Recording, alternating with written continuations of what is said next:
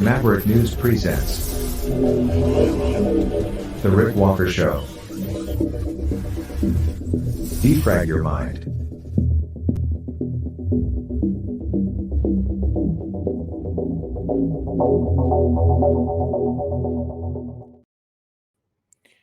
No civil war today in the USA. Governor Abbott in Texas says talk of a civil war is just a narrative. All of the hype, all of the drama, all came to a head today. And we are going to bring you the news conference with those 15 U.S. governors who met in Eagle Pass in a moment. We have other stories for you tonight as well. Tucker Carlson goes to Russia. That has set off a firestorm online and has certainly triggered those who believe he is a Russian operative. Chinese psychological warfare. A new study indicates China is using new psychological warfare techniques to fight wars without firing a shot. And Kurt Russell, the actor, on gun control. A post that he made online is also going viral. We'll have that and a whole lot more when we come back on the other side of this, right here on the Maverick News Channel.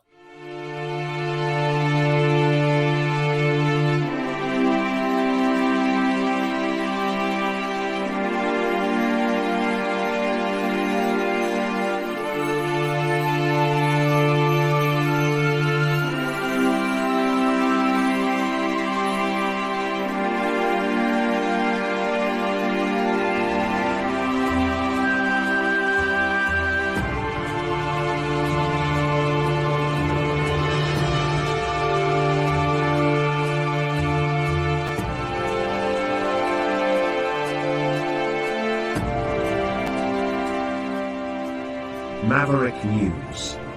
The world is watching.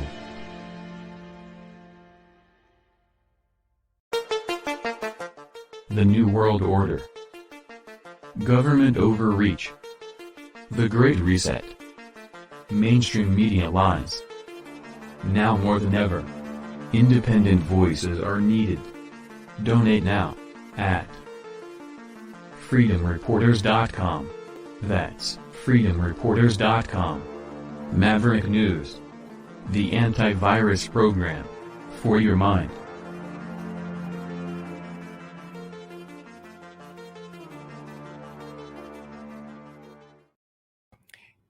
Let's go to Eagle Pass, Texas. This is what it was like a little earlier, not very long ago, just a short time ago at the border, as 14 U.S. governors came to town to meet with Texas Governor Greg Abbott, who hosted them. And on the streets of this small border town, we saw protesters and counter-protesters. It was looking very much like the kind of political activity we have become all too familiar with in larger U.S. cities.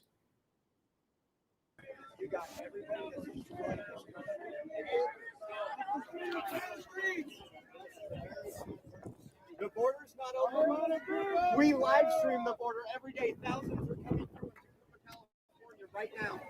Go watch a stream. Promise you. Home. That's what's happening. We have open borders, and we need to build them all. Look, we send them all back where they came from. No, we need Donald Trump. We need Donald Trump to save this country. Donald Trump will save this country. Donald Trump will save this country. Donald Trump will save this country. Donald Trump will save this country. It's getting interesting, guys. It's getting interesting. Donald Trump will save this country.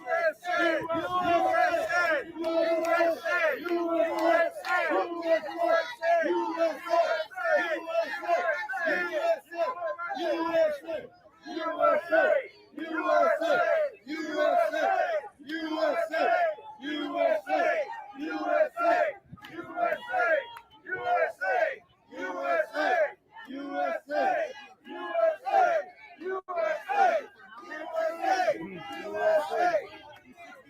This is getting interesting, guys. Very interesting here.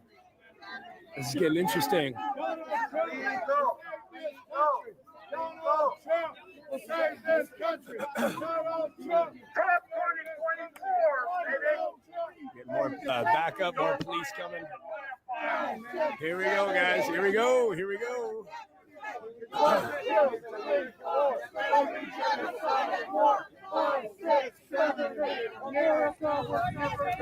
Yeah. Why is the opposition always hiding their faces? Same thing in Toronto. They're always hiding their. I don't know why.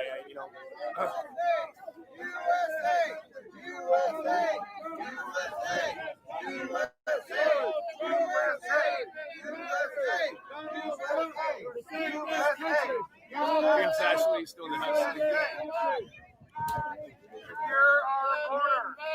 you go, sir. Donald Trump will save this country. Donald Trump will save this country. Donald Trump will save this country. Secure our border. Secure our border. Bye-bye. Bye-bye. Build that wall. I love Big D. He's killing it. He's killing it. Build that wall. Build that wall. Build that wall. Big D's awesome, Build man. that wall. Big ups, Big D. Build that wall. Build that wall. Build that wall. Big D's right in there, man. He's right in there. Build that wall. Build that wall. Build that wall. Build that wall. Build that wall. Build that wall. Yeah, I know. Yeah, no worries, Alice. I'm smart. Bye-bye, guys.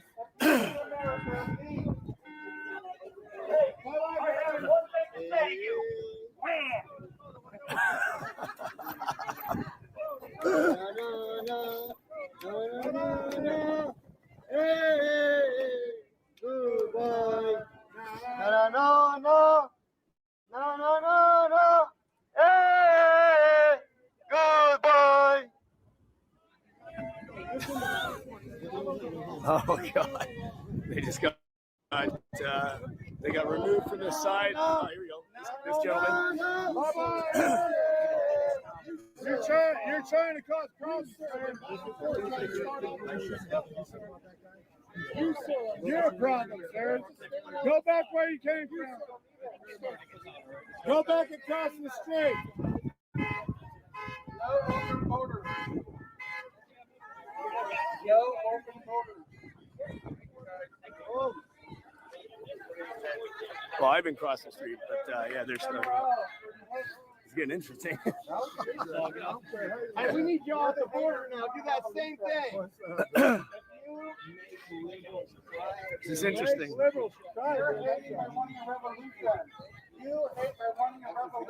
Still some stuff. I'm gonna have to go back over there and see what they're saying. Yeah, there is instigators in these. Yeah, of course there is. You see this, guys? Hit the thumbs up if you like what you're seeing. Thumbs it up if you like what you're seeing. Cheers. And we You guys are liking did it. hear Cheers, from yeah. local residents, some of whom were not happy that these Patriot convoyers had come to town.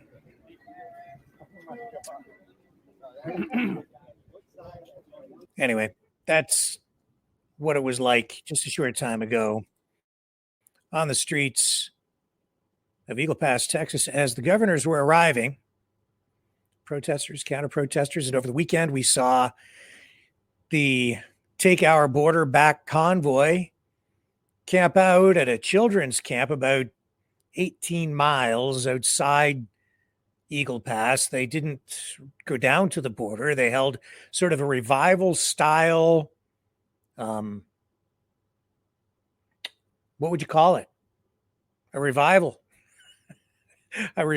style gathering, rally. I guess rally would be an accurate way to describe it, with speeches and music and a festival kind of family oriented atmosphere, all of that coming on the heels of many mainstream media reports as saying that it was potentially going to get violent. And I have to admit that I honestly did hear some loose talk, which is not unusual, from people saying that they were going to go down to the border and sort of back up the National Guard, which honestly made no sense to me.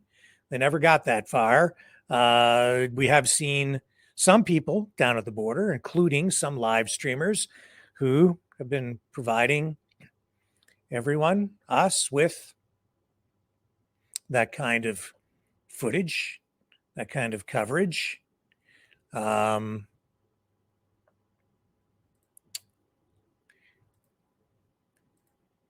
then we saw just a short time ago as well, people begin to depart from the children's camp. And we're going to go live now to Soup Mama, who is back on the road in a sort of a mini convoy heading northbound, I believe. And she has been great about just kind of keeping us up to date on everything going on. And also providing, I think, a pretty accurate assessment of things. Okay, this is live out of her vehicle. This week has just been absolutely nuts. And like I said, 10, 12 hours a day of driving. We really only had like the weekend or so to kind of relax a little bit. And in all fairness, I mean, when you're live streaming all the time, when you're live streaming all the time and doing all that stuff, it is just crazy. So you don't really get a whole lot of rest. We're parked here for a minute just because we missed a turn. But Kemp means fearless warrior. Very cool. So yeah, so it has just been like a really, really crazy, really kind of insane week, and just really busy. And honestly, I'm sure you guys realize it has just been so amazing and so wonderful, but at the same time it is a little overwhelming, and it has been a lot. It does take a lot of my time and energy to keep going like this. I mean, I think I've averaged like 3 hours of sleep every night since I left, and so it's been pretty crazy, just running on pretty much caffeine and adrenaline, and trying to bring you guys the best coverage that I can, literally for filming from the minute that I got up till pretty much the minute I went to bed, other than checking my social media just a little bit at nighttime and when I was supposed to be sleeping. And instead I was being all nosy to see what you guys had to say. Yeah, it is a beautiful pup. He is such a beautiful, beautiful puppy. I don't know what happened there because I don't have the camera turned the right way. But he is just adorable, adorable, adorable. Viewed him this morning at breakfast time. I did have other plans for today, but I thought that rescuing him is definitely worthwhile. Yeah, a shower is so needed right now. I'm feeling gross. It's been really windy today, so when we were on the ranch, all the dust and the hay and everything was kicking up and going crazy. Kayla, I'm gonna try and. Okay, so we're gonna let Soup Mama do her thing, and we're gonna go to the border and bring you the news conference with those governors right there at the border, hosted by Greg Abbott, governor of Texas. And yeah, here we go.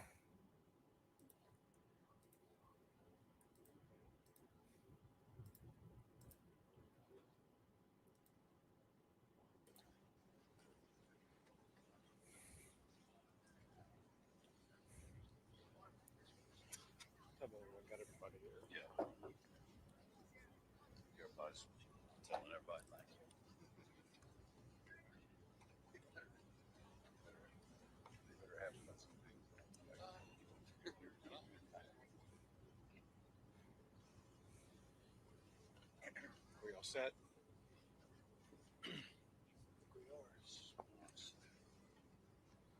I also noticed the mainstream media really not carrying this today. Let me start by thanking everybody for being here. But more important than that, I want to thank the governors of the United States of America who are standing with Texas. Half of the governors of the United States have joined with Texas in our cause to make sure states can do everything possible to secure our border. Half of the governors that have joined the cause to support Texas are joining us at this event today. And we are here to send a loud and clear message that we are banding together to fight to ensure that we will be able to maintain our constitutional guarantee that states will be able to defend against any type of imminent danger or an invasion. That has been threatened by Joe Biden and his abject refusal to enforce the immigration laws of the United States of America. The laws of the United States passed by Congress, they require the president to deny illegal entry. To the contrary of denying illegal entry, he has aided and abetted that illegal entry. If somebody makes it across the border illegally, the president has the responsibility imposed by Congress to detain any illegal immigrant who's come here. As opposed to detaining any illegal immigrant, Biden instead has let them all loose across the entire country with no ability to accurately determine their whereabouts or what they may be doing. Because of this, we've seen the catastrophic consequences of Joe Biden's open border policies. Over the tenure of Joe Biden, we've had 3 Houstons cross the border illegally, all-time records. And we see the dangers every single day. Just to recount a few that happened just this past year. The Texas Department of Public Safety, they arrested an MS-13 gang member who was on the terrorist watch list. Know this, there are people on the terrorist watch list that are apprehended all the time coming across the border. These are people who pay extra money not to be caught. The United States of America and the president do not know how many people have crossed the border illegally who are on the terrorist watch list and have never been seen. They do not know the imminent dangers that we may be facing. Another example is, once again, the Texas Department of Public Safety. They arrested somebody who came across the border illegally who had served in the army, in the military, for Iran. Why is this person here?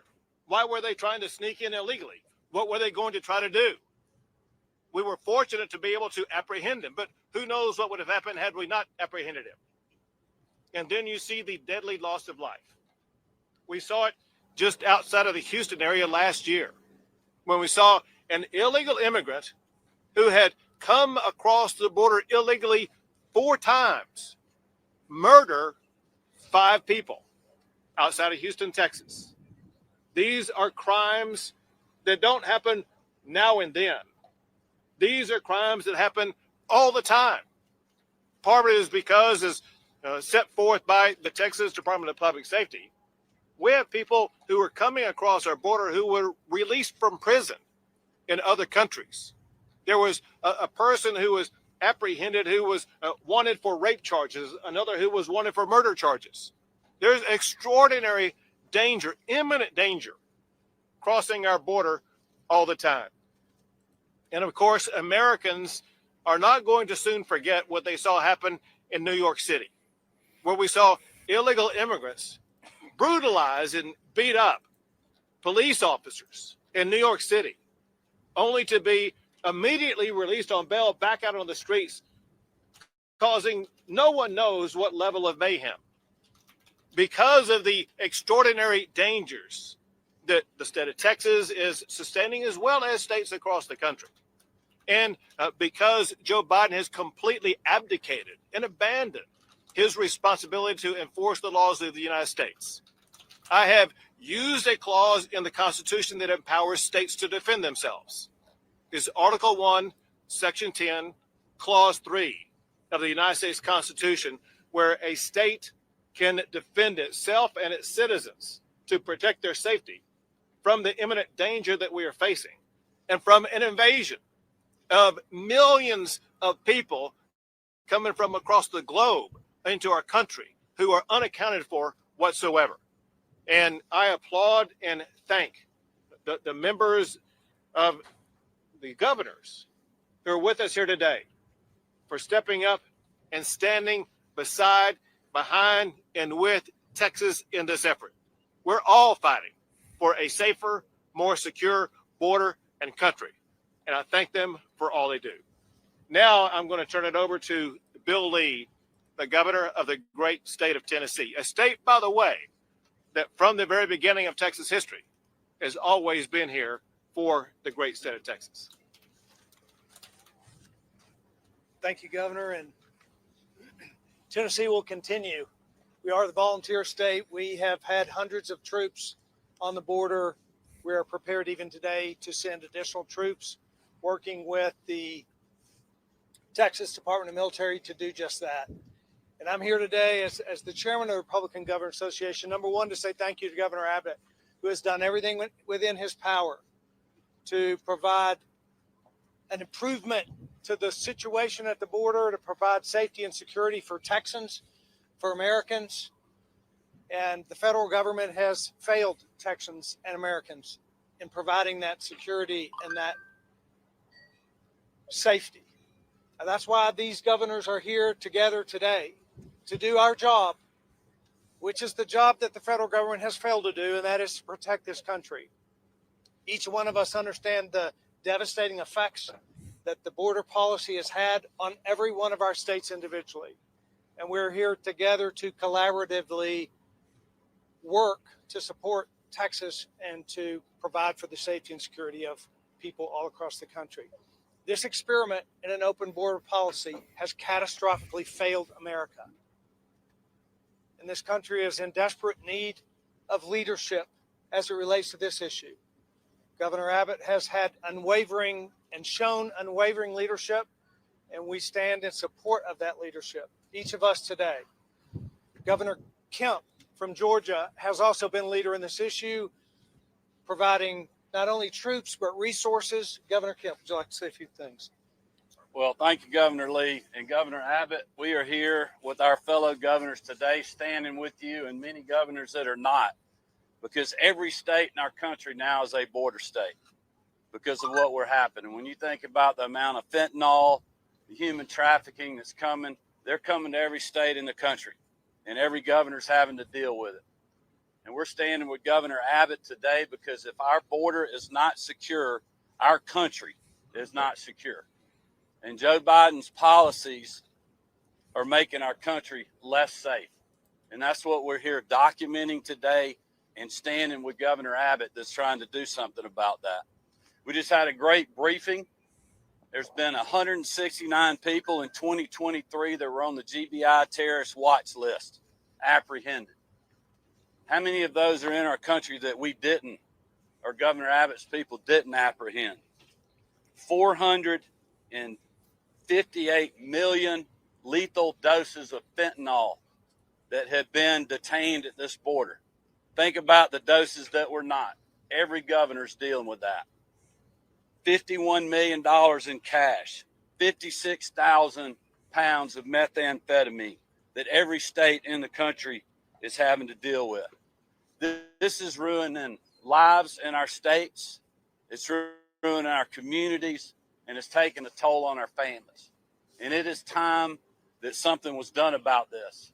And that is why we are standing here as governors, making sure that that gets done. Every state in the country is depending on Joe Biden acting. And if he does not, then we will continue to do so, and we stand with Governor Abbott in what he is doing. It's now my honor to introduce you to Arkansas's Governor, Sarah Huckabee Sanders. Thank you. Glad the wind picked up just as I stepped up here. I would have gladly borrowed a hat, but they all have the wrong states on them. So thank y'all for coming out today. Obviously, I think by the strong showing and the sheer number of governors that are stepping up across the country, it's very clear that this is not just a fight that Texas is having. This is a fight that all of us have to engage in. Put very simply, Joe Biden has completely failed at one of his most basic and important duties as the president. He has failed to protect our borders and protect our people. Not only has he failed at his job, but he's been dishonest about it. He's trying to pass off the idea that somehow he has no ability to do anything to fix it. And Congress has to step up. When every single person knows he could make changes and steps right now, today, to help secure our border and protect our country. Yet he simply refuses to do so. And because of his failures, Governor Abbott is having to step up. Governors from across the country are having to step up and do the job of the federal government because they simply won't. I'm proud of the fact that we have strong leaders like those that are standing next to and behind me. Because of them, our country will be safer, our people will be better protected. And we don't stand with them in football, but I can tell you that Arkansas is most definitely standing with the state of Texas when it comes to protecting our border.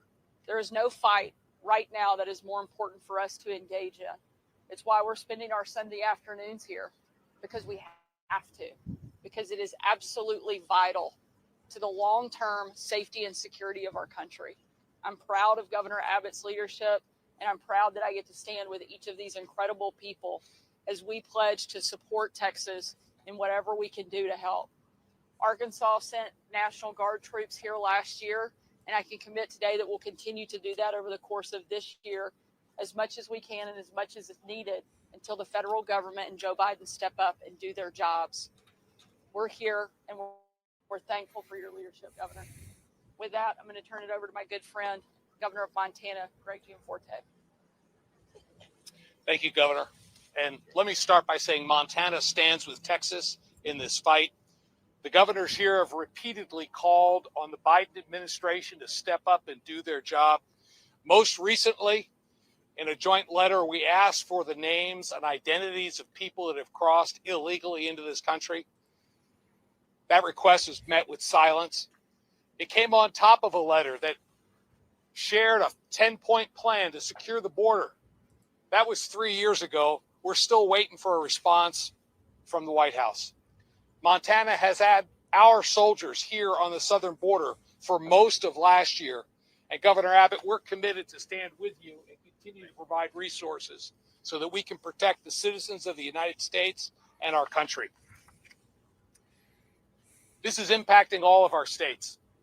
In the Northern Rockies, where I call home, we've seen a 78% increase in fentanyl just in the last year, and we've lost lives, and it's broken families apart. We need to secure the border. Our states are being invaded by the people crossing illegally. Our Constitution gives the states the right to self-defense. That's what Governor Abbott's doing, and that's why we're here standing with him today. Biden is doing the exact opposite. He's working against the interests of this country, and we are here today to call on him, the federal administration, to do their job. Thank you for calling attention to this issue, and Governor Abbott, thank you. Once again, I want to thank all the governors who joined with us today and all the governors across the entire United States of America who are standing with the right of states to assert self-defense. In furtherance of that self-defense, Texas is the only state in the history of the United States of America to build our own border wall. Texas has deployed our National Guard who bravely stand guard night and day, and they erect these razor wire barriers. The National Guard has erected more than 100 miles of razor wire barrier that serves effectively to deny illegal entry. And they have ensured that this entire park that we are in right now will not be an area that can be used to pass anymore. This area we are in right now was at one time, not too long ago, an area where there would be 3,000, 4,000, sometimes 5,000 people crossing illegally. Now that we've taken control of this area, for the past 3 days, there's an average of only 3 people crossing illegally in this area. The point very simply is this. It shows that the state of Texas can do what the federal government is charged to do and has the tools and equipment to do. The president is obligated by laws passed by Congress to actually secure the border and deny illegal entry. Texas has shown that we can reduce it to 3 people crossing across the border. Joe Biden, it is your turn now, your obligation, your duty to follow the law Congress passed and secure the border just as Texas has. With that, we'll take a few questions. The only reason you don't see immigrants right now here is Antonio from Univision. Don't you think it's because Mexico stopped everybody from entering what we got right now, and you don't see even nobody there right now? Don't you think it's let's be clear. Let's be clear about something. Don't fool anybody. We know that the people who control the migration across the border are the cartels who extort money, who rape the people that they victimize before they come across here. The cartels are losing money trying to come into the state of Texas now. The cartels have rerouted their routes to cross the border because Texas is the only state that's putting up any resistance, despite the fact that Texas represents more than 60% of the land miles of the border. The overwhelming majority now of people crossing the border are crossing in Arizona and California, 2 states that are putting up no resistance to illegal immigration. If the United States under President Biden did in Texas, in New Mexico, in California, and Arizona, what we're doing here, you would eliminate illegal immigration overnight.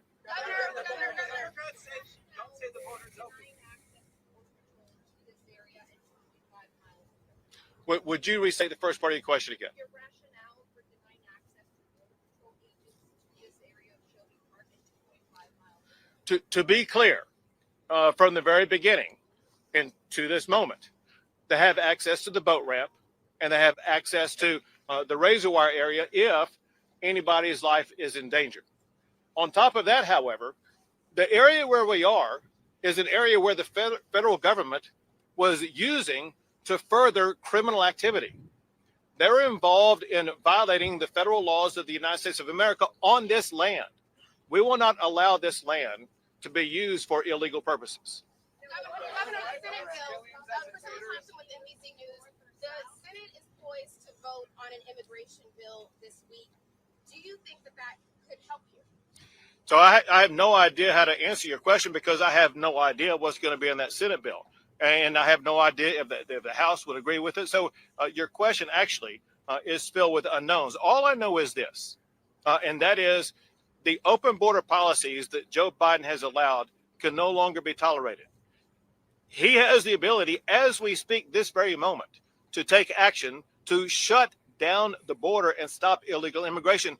Joe Biden does not need more legislative authority. He just needs a backbone to step up and do his job and secure the border. You're standing in front of a lot of armed men and women. You're with other governors from many states in military vehicles. You talk about invasion. What do you say to people? We've heard this from Republicans and Democrats concerned that there's a civil war or some prelude to some kind of armed conflict between Americans. What would you say to people? It's a false narrative, and that is really nothing more than a narrative. What we are seeking to do and what we are actually doing, we're actually enforcing the laws of the United States of America. What Americans want, whether it be the border or whether it be carjackings in Washington, D.C., or police officers being beat up in New York City, what Americans want, they want law and order, and they want the laws of our country enforced. All we're doing is enforcing the laws of the United States of America. Governor, how long will park be under state control? It's going to stay under control as long as it takes to maintain security and to eliminate crossings. I'll be honest with you. We could relinquish control of it tomorrow if Joe Biden were to step up and do exactly what we are doing here and stop people from crossing the border illegally. We have seen a president and his predecessor do exactly that. Joe Biden has every tool in his toolbox to make sure that he reduces illegal immigration as much as Texas was able to reduce it right here. In the meantime, let me add this. As we speak right now, the Texas National Guard, they're undertaking operations to expand this effort. We're not going to contain ourselves just to this park. We are expanding to further areas to make sure that we will expand our level of deterrence and denial of illegal entry into the United States. A lot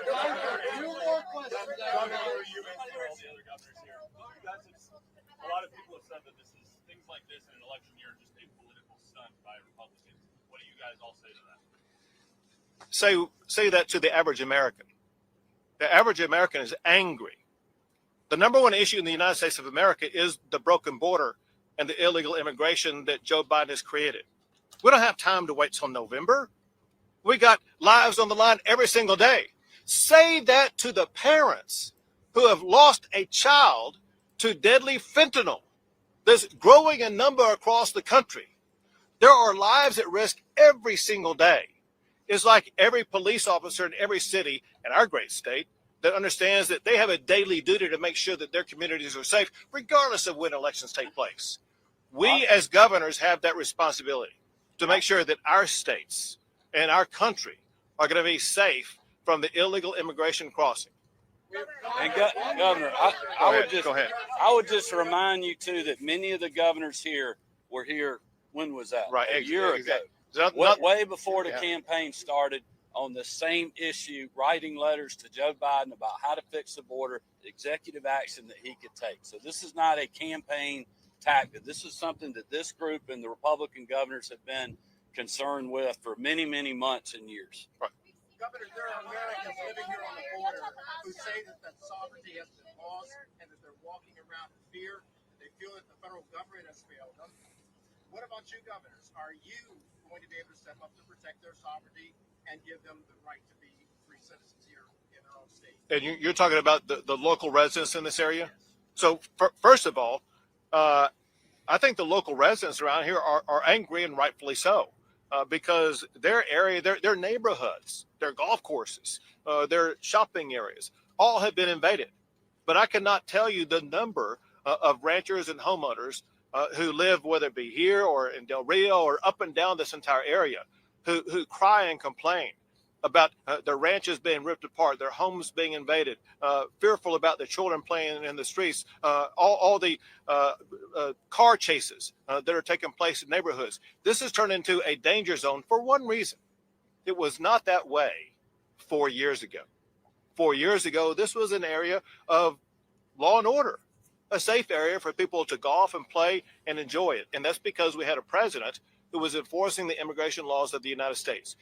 Their property, their land, their safety, and their enjoyment of it can all be restored if we have a president who enforces the laws of the United States, as opposed to being hostile to that and being hostile to a state simply trying to enforce the laws of the United States. So what if the Biden administration doesn't take any action and then keeps standing up with the state of Texas? What are you going to do? And is the Declaration of Independence the only way, or what are you going to do? So we will continue to expand our efforts. Our declaration is a declaration of our rights under the United States Constitution, Article 1, Section 10, Clause 3, that guarantees the right of every state that's either invaded or in imminent danger, which we are in imminent danger, to be able to exercise self-defense. Texas will continue to exercise that self-defense and expand the area where we are using that self-defense to make sure we are able to better protect our communities. Right. Two more questions. Two state laws illegally as invaders. Say it again now. Why brand mothers and children, civilians crossing between ports of entry illegally as invaders? So I can't understand the details of your question. I'm going to answer it to the best I can. The fact of the matter is, if you look behind you, there are people crossing right now. They're crossing that bridge. A couple of things about that. One is that whether it be here, El Paso, Brownsville, or parts in between, there are thousands of people who cross back and forth every single day for work purposes, for visiting purposes, for tourism purposes, whatever the case may be. That's perfectly fine. What is completely illegal is for people to enter between a port of entry. Think about this astonishing fact. Under Joe Biden, a record number of people have died in this river right behind us. And they die in that river because they try crossing in that river. Why in the world don't they just go up a few steps and cross across that bridge, which is an official port of entry? Texas has 28 ports of entry. Get this fact. No one has ever drowned crossing a bridge. If Joe Biden cared about the safety of these migrants that he seems to have empathy for, he would have them cross a bridge as opposed to crossing a river and paying the money that goes to the cartels to cross the river. Historically has encouraged vigilante activity. They run around in camo and they cosplay as police. What's your response to that? We denounce border vigilantism. Law and order needs to be left to states, to law enforcement, to authorized entities. And we don't want anybody taking any type of vigilante action. We believe in public safety, and that means the safety of everybody. The lives of everybody are important, and we don't want anybody to be harmed in any way. All that we want is to enforce the immigration laws of the United States. Thank you.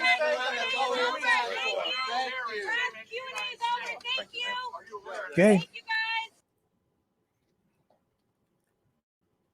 And a big build up to that. What do you guys think? Was that helpful? Does that get us on a track to a better place? I don't know.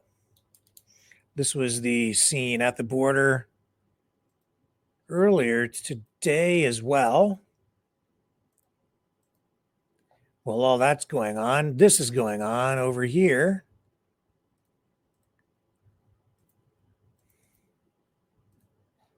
And this from our friend over there, JLR Investigates, who has been making a big impression on people at the border this weekend. JLR Investigates. Wild scene. Lots of children. At Lots Shelby of children Park. out here have just been detained by Border Patrol right outside Shelby Park. We've been here all week. Never seen this yet.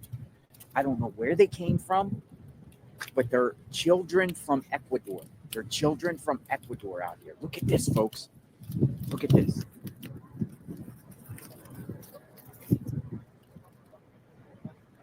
Right in front of Shelby Park, which is so wild because there's the National Guard and here's Border Patrol.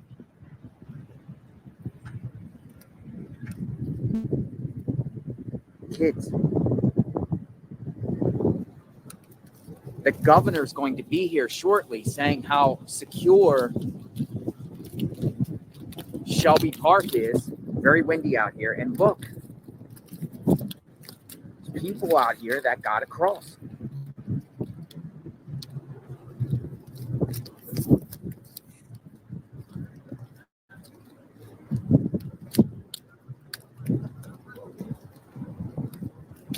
We got good reception, folks.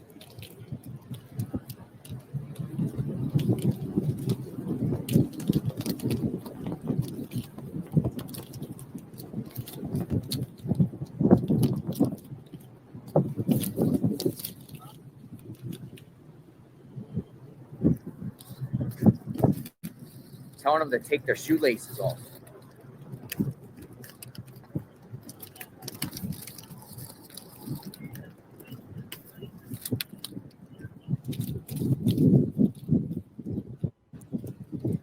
Why would they do that?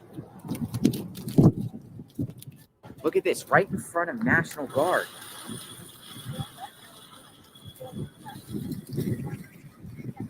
Ecuador.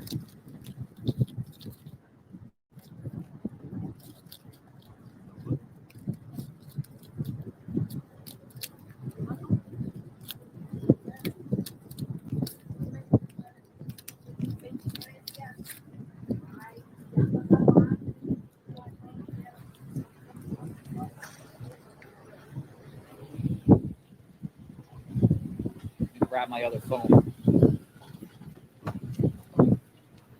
Unbelievable, man. Makes me wonder a little bit about, this situation.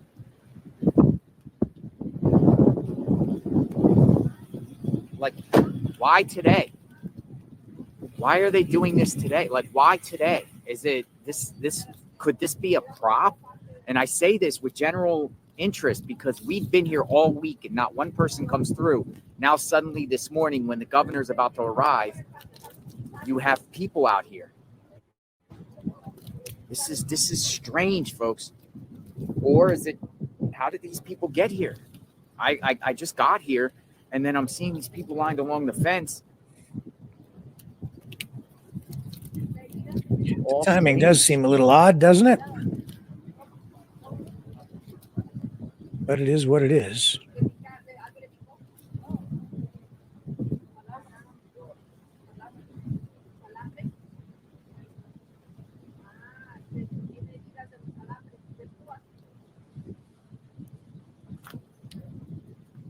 So they're making those kids take their shoelaces out of their shoes.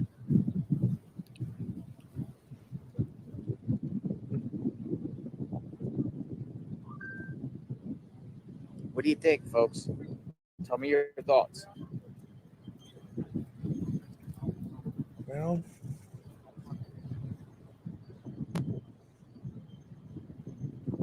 what I thought was I family don't tradition. know.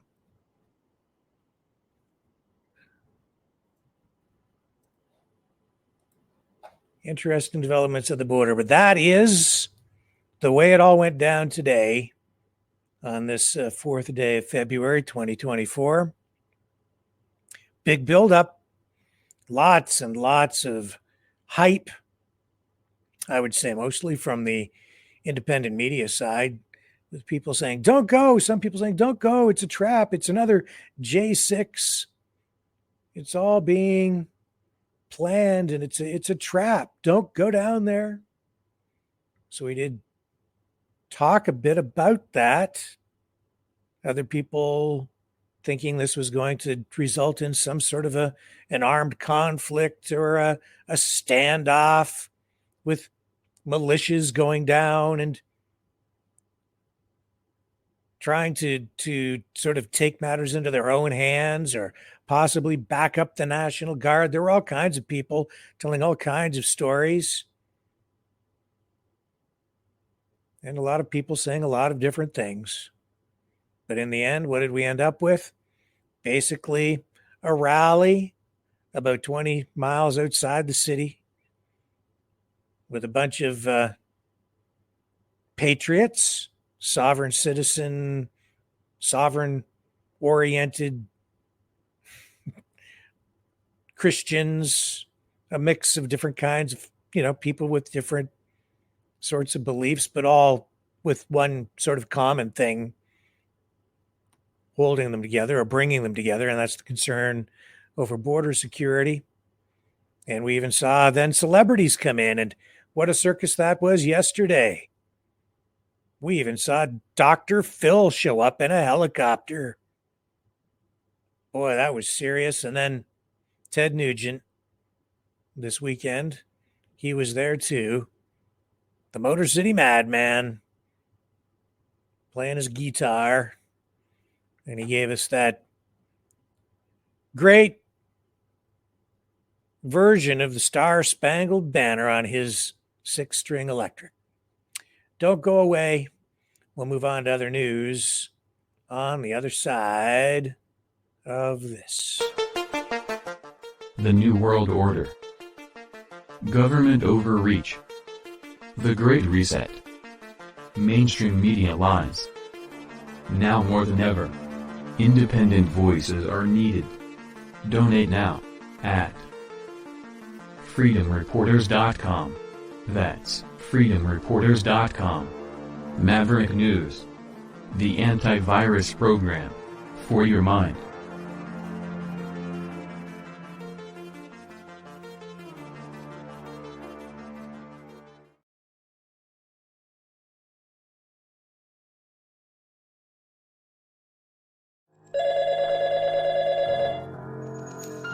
Feel the vibrations.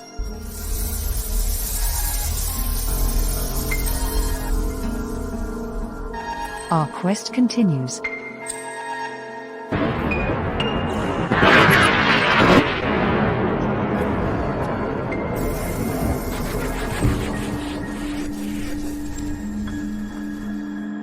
The truth is out there.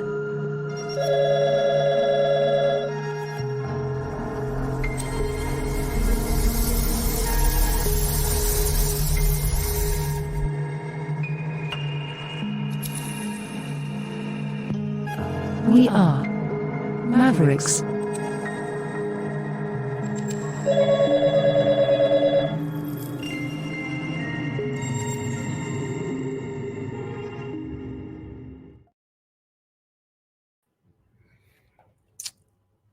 War. It's expanding.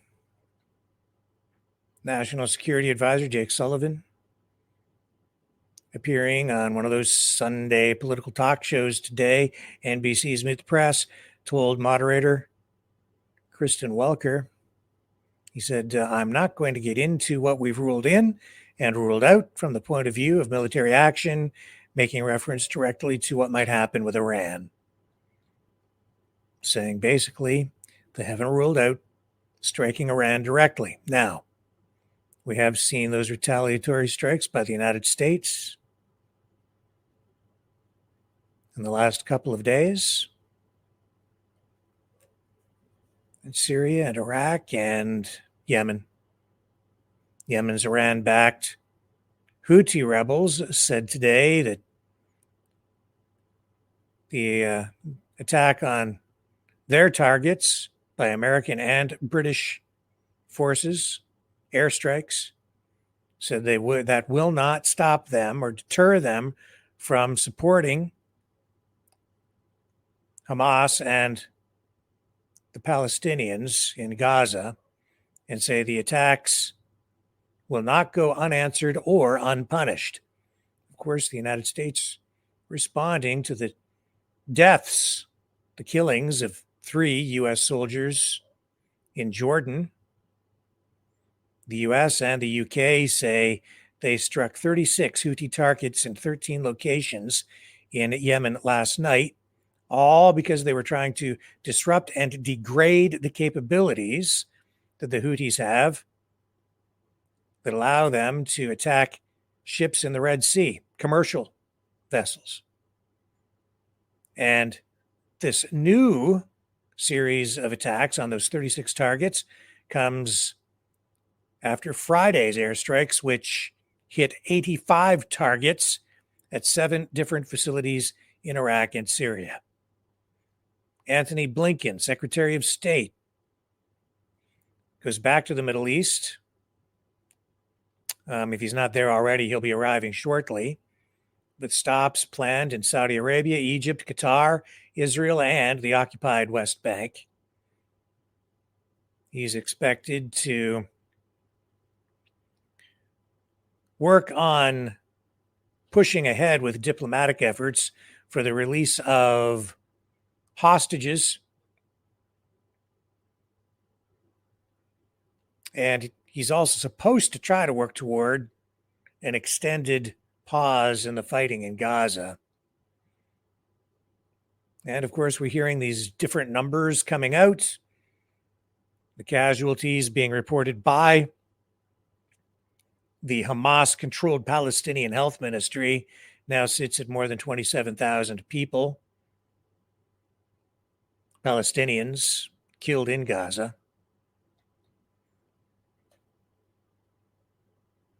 Israel says they've lost at least 220 of their soldiers in this conflict as well. Obviously, an ongoing developing story. It is escalating. The United States getting in deeper.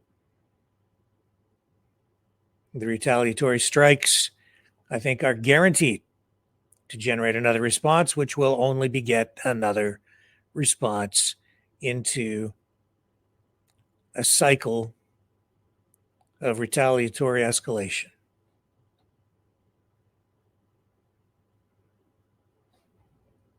Every day, the world becomes a little bit more dangerous. Well, all this is going on. Tucker Carlson ruffling feathers, pushing buttons, triggering people who don't like him. Would you say people on the left? I don't know. I suppose so. But where does he sit on the political spectrum?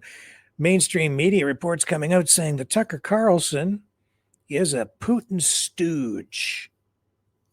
They're accusing him of being a Putin-controlled media propagandist. Those accusations have been going on for really quite a while. As you know, Tucker came up to Canada, called the Prime Minister's office, left a voicemail, said he was on his way to Kazakhstan to liberate the country. Then made his way to Alberta for 2 speaking engagements. And now it appears he's hopped on a plane, and I believe this is, let me just see where this is from. I believe this is in Turkey. Yeah, he's in Istanbul here. Spotted at this airport. He was on his way to Russia, and someone conveniently had a camera at the ready and snapped this shot, which was then posted promptly to social media, which we now happily share with you here on Maverick News. And there he is at the airport, acting very much like any other human being on his way to go see Vladimir Putin in Moscow.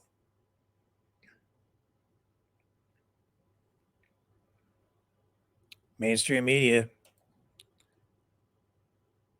targeting him again, saying that he's really nothing more than a Putin propagandist. Of course, his fans would beg to differ. And Marjorie Taylor Greene has come out defending him, saying online, who supports Tucker Carlson's right to interview anybody he pleases? Here's the post from MTG on X, formerly known as Twitter. Right there. Says Tucker Carlson is currently in Moscow meeting with Putin. Do you support Tucker Carlson interviewing whoever the FVCK he wants?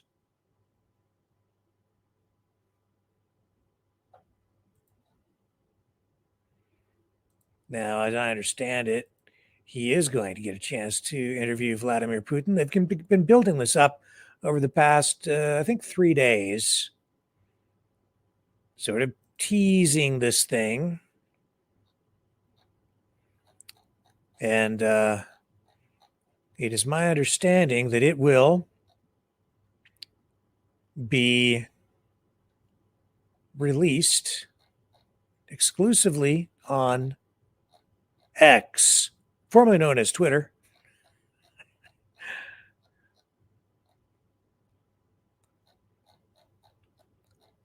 And yeah, a lot of people wondering where his loyalties really lie. But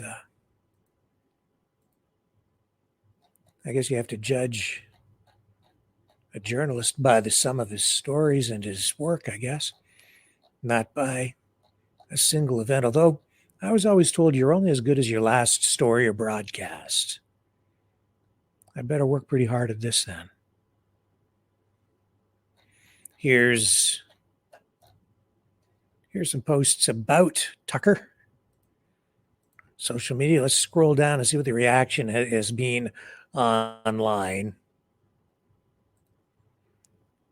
And it says here, Tucker Carlson is currently in Moscow, Russia, to interview Vladimir Putin, and the media is in panic mode. They're losing control of the narrative, says this post from Terrible.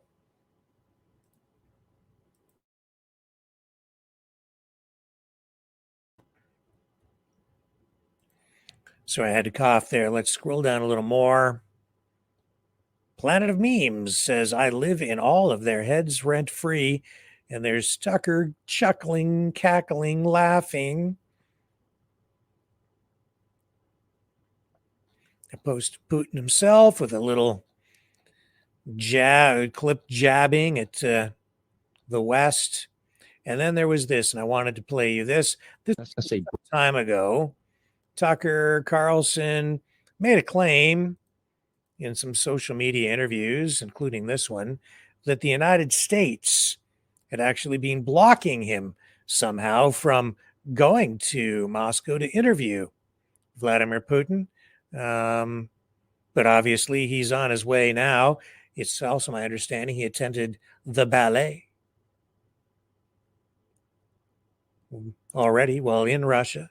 For all we know, man, he might be walking into Putin's office right now to conduct that interview.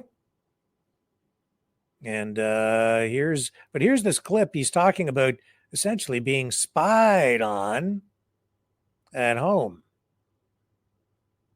Very interesting. I don't know if you've seen this. This is not fresh. This is from months ago. I don't recall the exact time or date, but it's timely now. NSA broke into my Signal account, which I didn't know they could do. How do you know the NSA broke into your Signal? Because they admitted it. I got a call from somebody in Washington. This person said, you're going to come to Washington anytime soon. Yeah, actually, I'm going to be up in a week. Meet me Sunday morning. So I go, and this person's like, are you planning a trip to go see Putin? And I was like, how would you know that? I haven't told anybody. I mean, anybody, not my brother, not my wife, nobody. How would you know that? Because NSA pulled your text with this other person you were texting. How did you know that? NSA broke.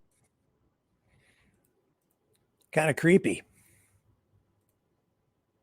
But hey, you know what? When you're a big time celebrity and a news type guy, and you say a lot of things that kind of go against the grain of the establishment or even the deep state, chances are you're going to get on somebody's radar.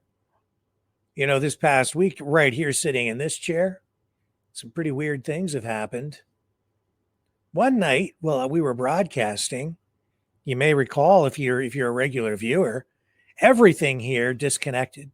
The computer, literally, I've never had this happen before, just right in the middle of the broadcast, it was like everything just went black. The computer disconnected from the internet. The screen went literally black, and it just sat there black for about a good 90 seconds, minute and a half. And because the broadcast operates sort of in the cloud, it disconnected from all the source feeds, including the camera here in the studio, but the broadcast kept on rolling on all of the platforms. Finally, the picture came back on the monitors here, and I had to set to work to reconnect all of the feeds going out to all of the social media channels that we were broadcasting to, but that was bizarre. Really, really strange. I can also say that, we're under constant attack here from some people or organizations. I don't know who they are. I haven't been able to identify them. Other people I have been able to identify.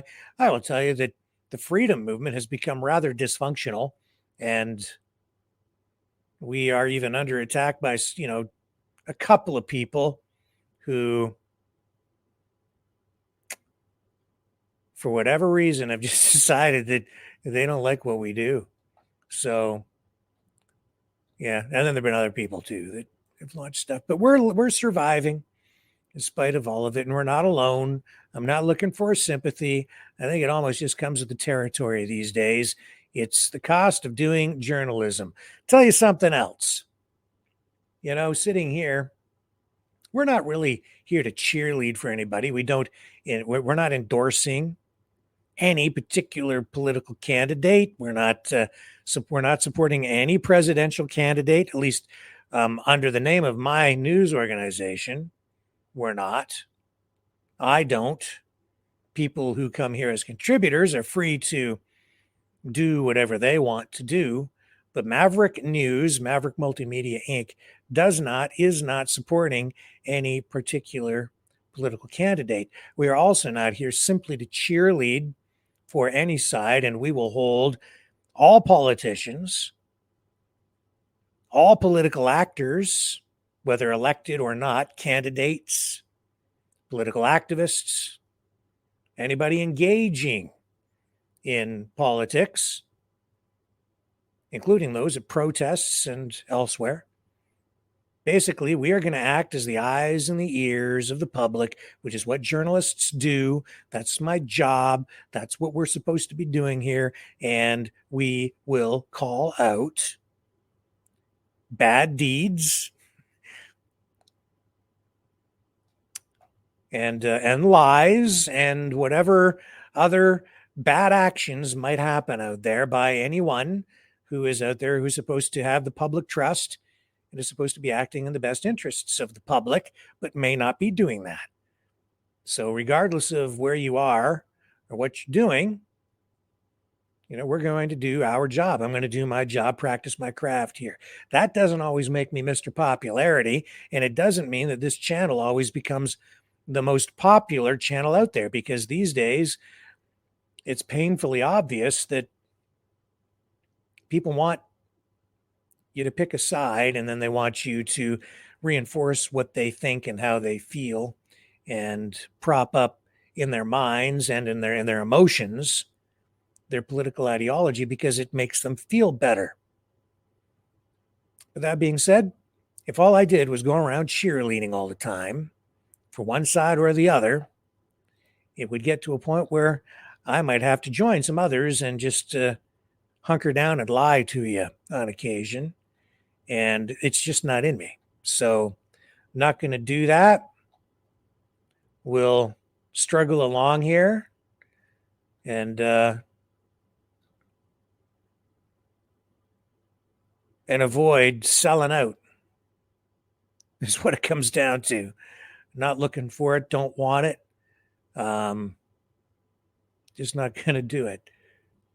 So what else can I say? It's just difficult times these days. Hang on. I kind of went off on a side road there, so stick with me and I'll come back and we'll get things back on track.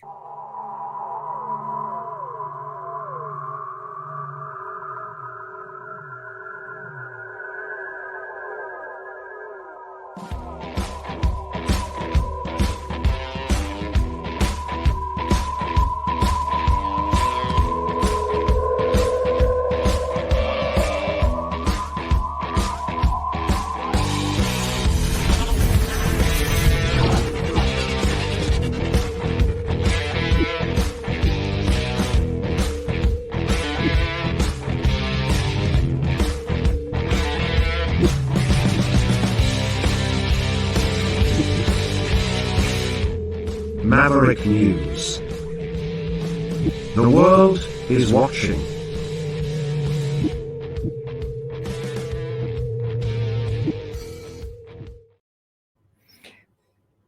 Sticking with this whole Tucker Carlson,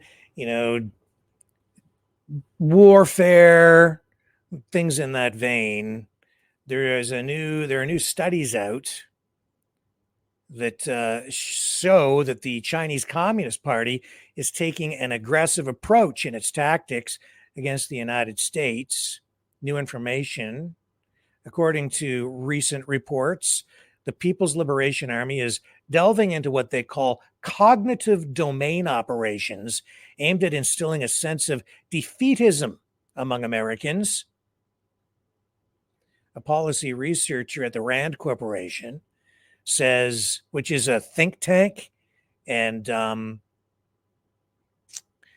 military public policy consulting corporation, big organization. They provide they do a lot of consulting work for the military companies, for the federal government in the United States, and even for things like urban planning and all kinds of different government stuff. So this guy from the Rand Corporation, in testimony to the U.S.-China Economic and Security Review Commission, revealed that the PLA researchers are honing their skills in cyber-enabled influence operations.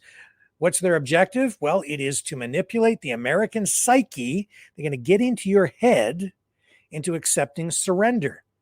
These so-called cognitive domain operations are designed to prompt a psychological inclination towards capitulation.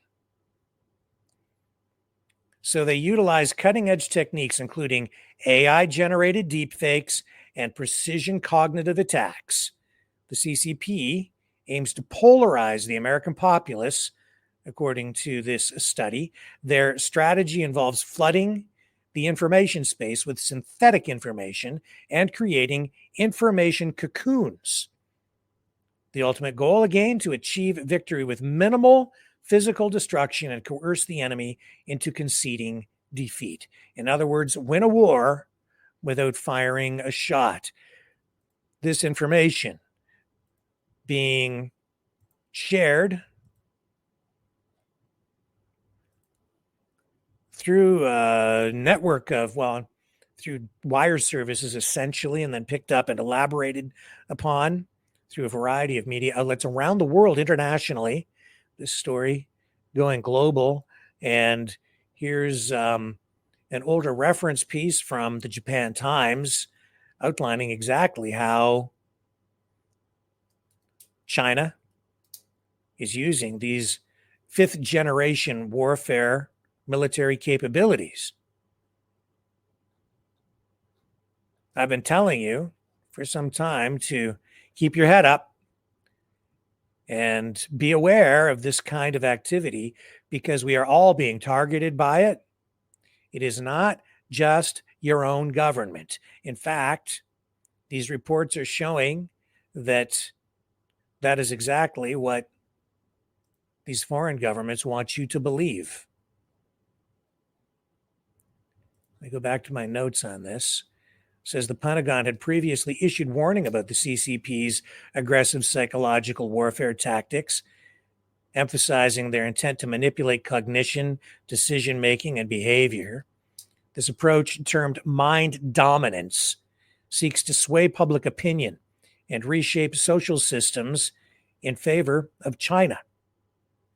Moreover, recent reports from tech giants Microsoft and Meta unveil the CCP's extensive use of social media manipulation, influencer networks, and PR machinery to sway public perception.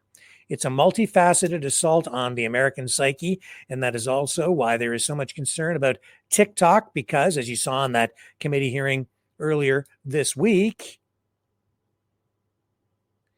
TikTok is controlled by the Chinese Communist Party. The data, the information, it all flows back to the CCP. And while China is escalating its warfare tactics, the Biden administration faces criticism for its handling of domestic and international affairs. As China strategizes, the U.S. is grappling with issues at home and abroad. Indeed, what are we seeing tonight? What have we been seeing over the past few weeks? More instability, more political polarization, more trouble at the border, the immigration issue coming to the surface, prompting an actual sort of, not a huge convoy, but a convoy, a rally outside of Eagle Pass, Texas, disrupting life in that small town for the people who live there with protests and this visit by the governors today. That is going to be one of the main issues, if not the top issue, over the next year as we prepare to go to the polls, or at least our American friends prepare to go to the polls and vote in this upcoming presidential election. High hopes being pinned on Donald Trump, especially among the patriots and conservatives and the true Republicans, not the rhinos.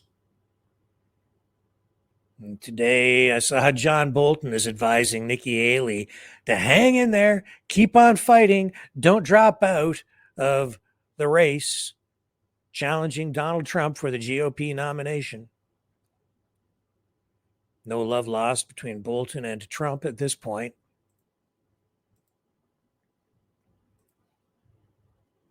even InfoWars reporting on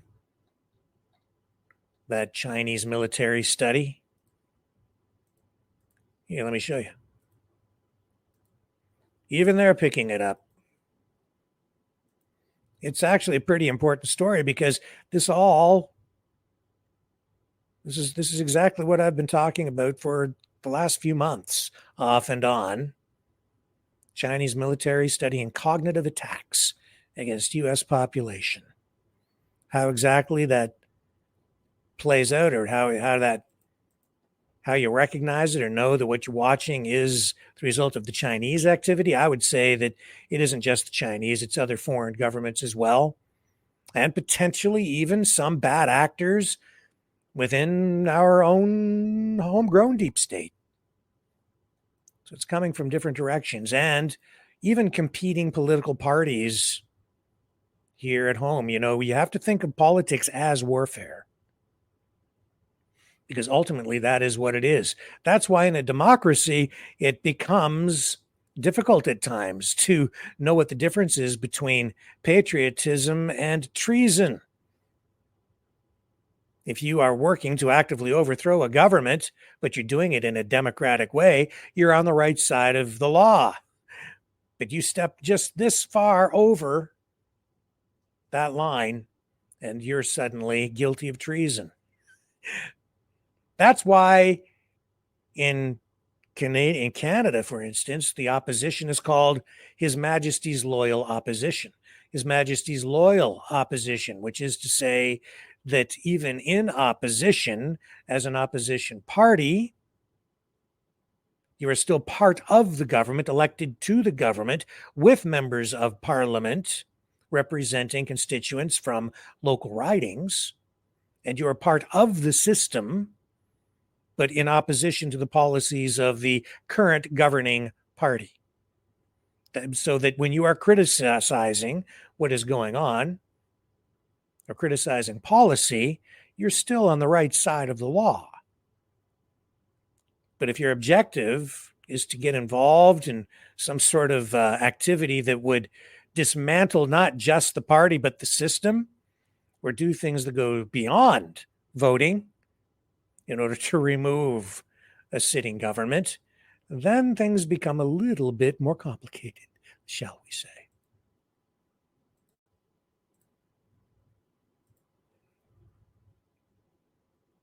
And that's also why it becomes a little bit murky when you see online influencers, even journalists, some of them working in mainstream media, others independent, who seem to be rooting for the other side. And I've been critical here of our sitting government and of Joe Biden.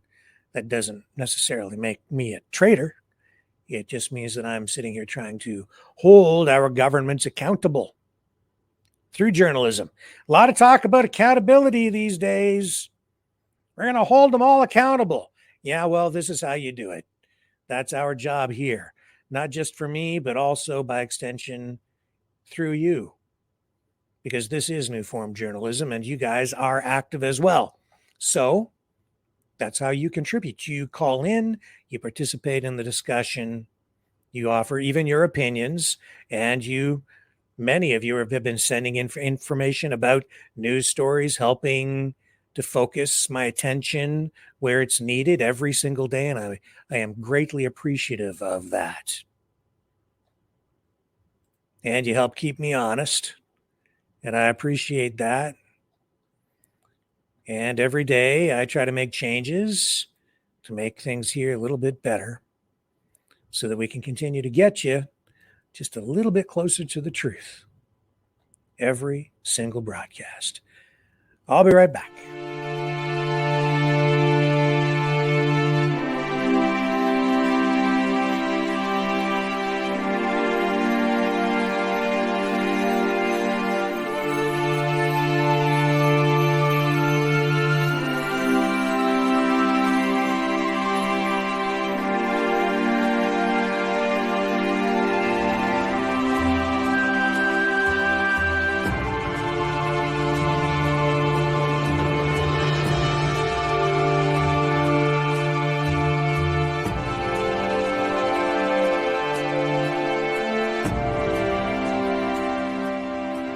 Maverick News. The world is watching.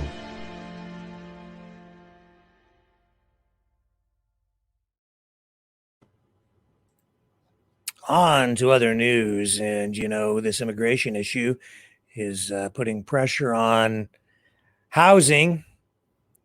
As a result, Ottawa in Canada is extending its foreign home buyer ban for another 2 years, which I think is honestly ridiculous. They really do not understand economics. Trudeau and Freeland, they should go back to school. See, here's a global news report, and it's being reported widely. This is just one of many. They're saying the federal government is extending its existing ban on foreign ownership of Canadian housing an additional 2 years, according to Chrystia Freeland, who made the announcement today. Freeland, who is, of course, the Deputy Prime Minister and Canada's Finance Minister, serving a dual role, says that this is just one part of the federal government's economic plan to make housing more affordable for Canadians. She says, by extending the foreign buyer ban, we will ensure houses are used as homes for Canadian families to live in and do not become a speculative financial asset class. The government is intent on using all possible tools to make housing more affordable for Canadians across the country. So this is a prohibition on the purchase of residential property by non-Canadians. It's an act, and it was passed in 2022. But it's window dressing, folks. Foreign ownership of real estate in Canada, residential real estate, makes up actually only a very small percentage of residential housing. In fact, in Toronto, according to Statistics Canada, 2.6% of Toronto's housing stock and 4.3% of Vancouver's was owned by non-residents. In the last measurement taken in 2021. You're talking about 2%. 2%. 4% in Vancouver. Across the country, I would say it's probably much lower than that, even in most places. So you're probably looking at Canada-wide 1%. And that's the federal government's solution. And you know why? Because they're socialists. They play to a socialist base with people with a socialism or socialistic mindset, and it sounds good. It sounds like they're doing something. It sounds like they're going to bat and fighting for the little guy. They're fighting for you. They're going to put those foreign investors in their place. All the while, it ain't going to make no difference at all. The problem is supply and demand. There's increasing demand and not enough supply. They have massive waves of immigration coming in, so the population is growing because of all the new people arriving in the country. They don't have any places to put them. They don't have enough housing for the people who are already here. And then they bog down the construction companies, the developers, in red tape so that it takes a long time to get things built. Environmental regulations, safety regulations, taxation, building permits, codes, zoning. The hurdles seem to get higher all the time. And even though they're trying to find ways to expedite construction, it just ain't coming together. And then because there isn't enough supply, what happens when you have more and more demand and decreasing supply, prices go up. And that's why housing prices have increased so much. It's called scarcity. There's a scarcity of housing. That's the way the economy works. It is that simple. And it does not matter if the government just waves a magic pen and with the stroke of a pen writes something down to try to will lower prices or more housing into existence.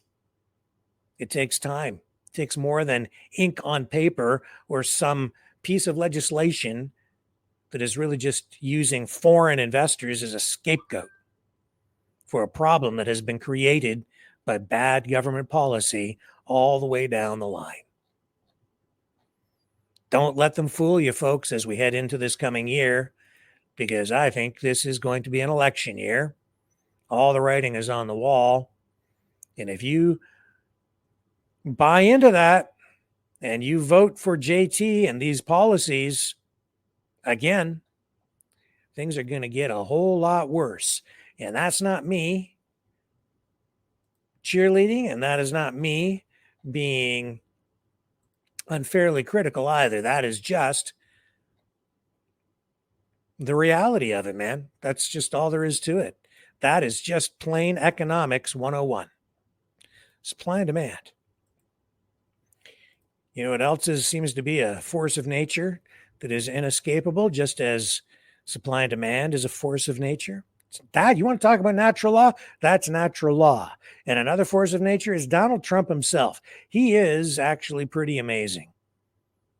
This is a phenomenon. This is Donald Trump saying today on one of those Sunday, political talk shows that he thinks he can actually start flipping a lot of states that have been traditionally Democrat in this upcoming presidential election. I mean, listening to what he's saying today, he's predicting more than a landslide. He's predicting an all-out, full-blown blowout.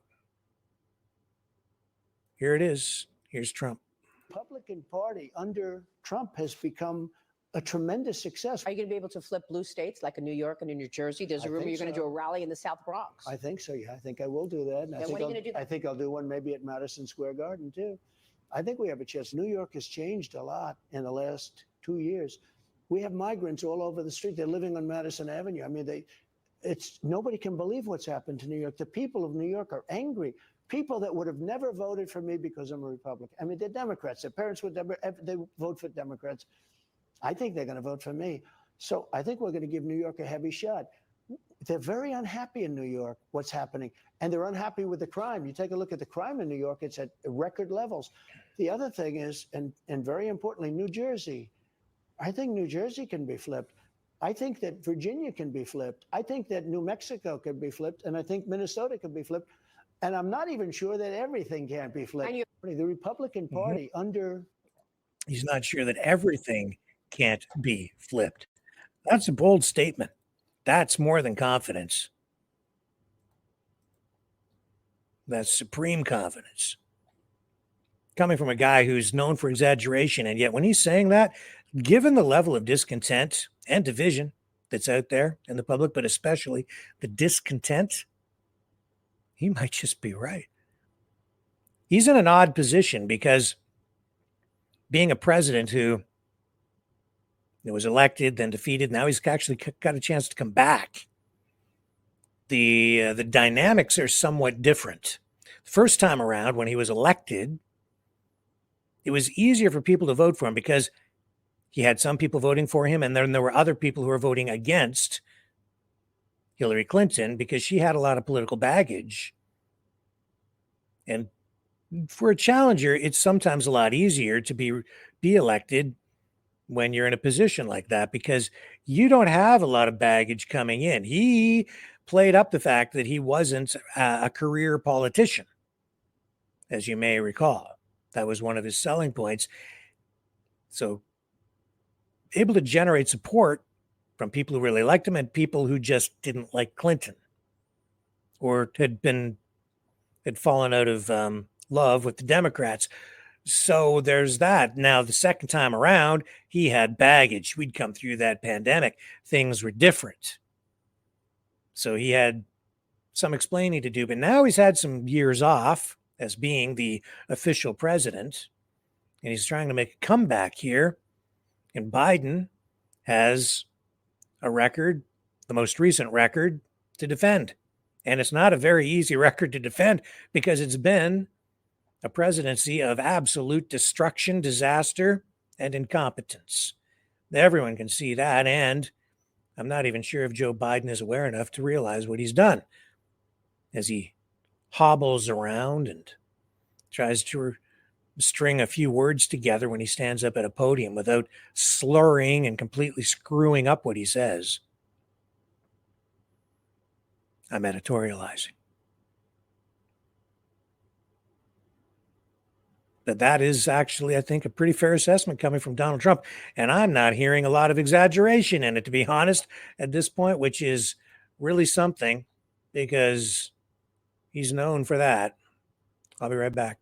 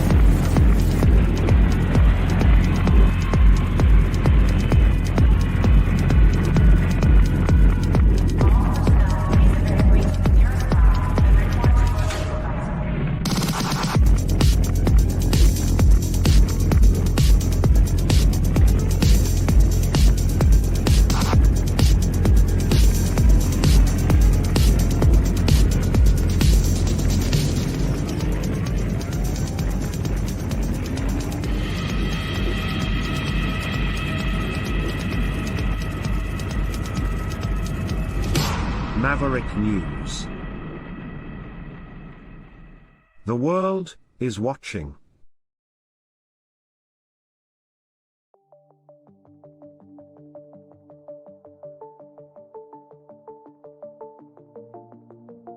Greetings, brave Mavericks. Our quest for truth continues. We go beyond fake news. Together we expose propaganda. Together we pull others out of rabbit holes. We are maverick thinkers. We are all unique individuals, defenders of individual rights and freedoms, credible, trusted, grounded in reality. Maverick News, Maverick News. Defending free speech, free speech. Donate at freedomreporters.com. Do it now. Tomorrow may be too late. Maverick News. The world is watching.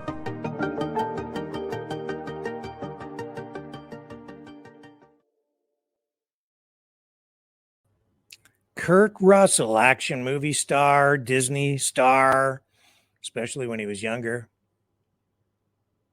I'm sure you know who he is.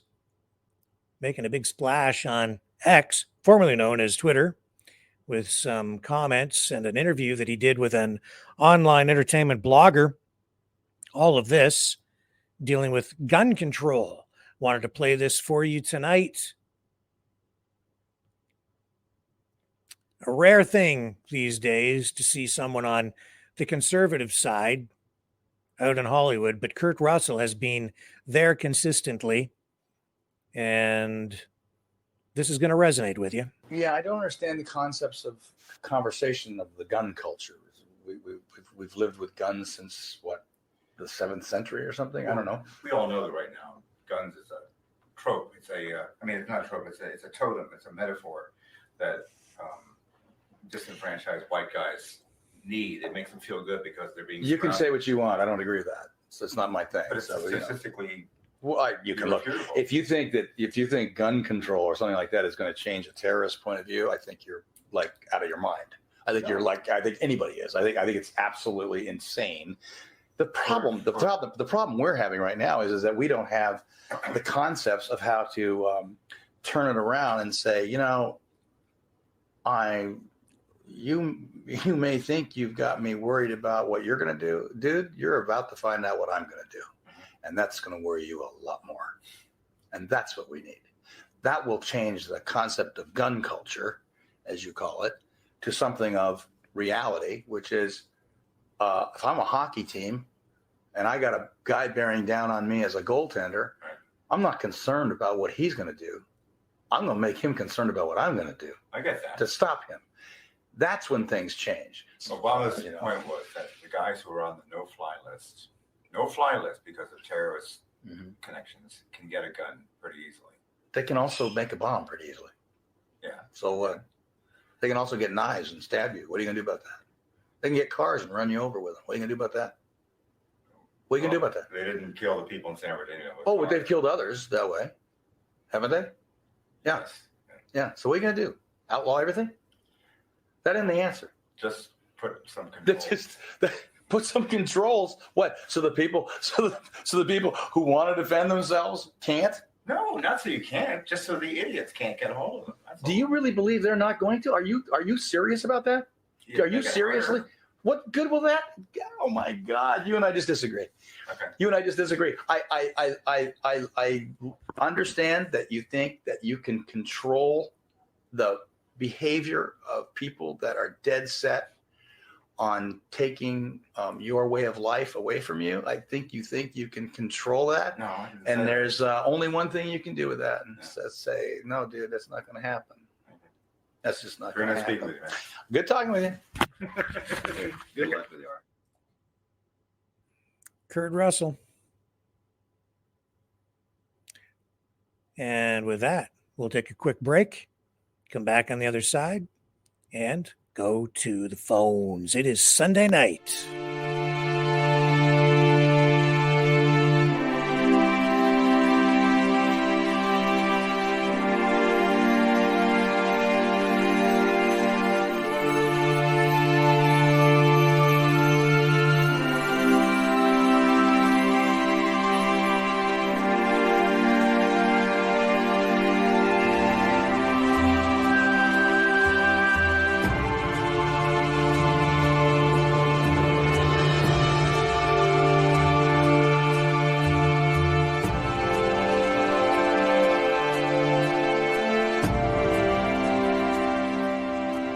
Maverick News.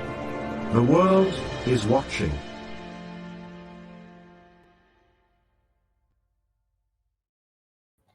Okay, here's the number to call.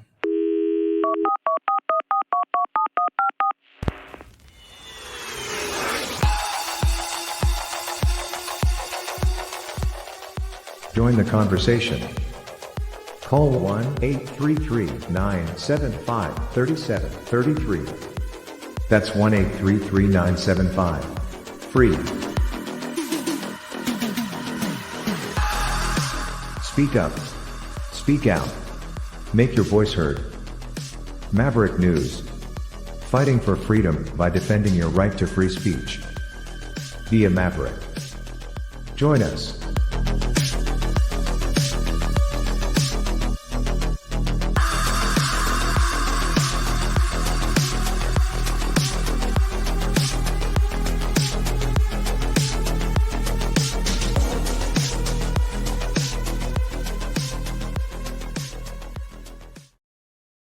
Okay, it's time to rock and roll on the phones. But before we get there, just a reminder that you can support the show by donating at maverickdonations.com. That's the Give, Send, Go.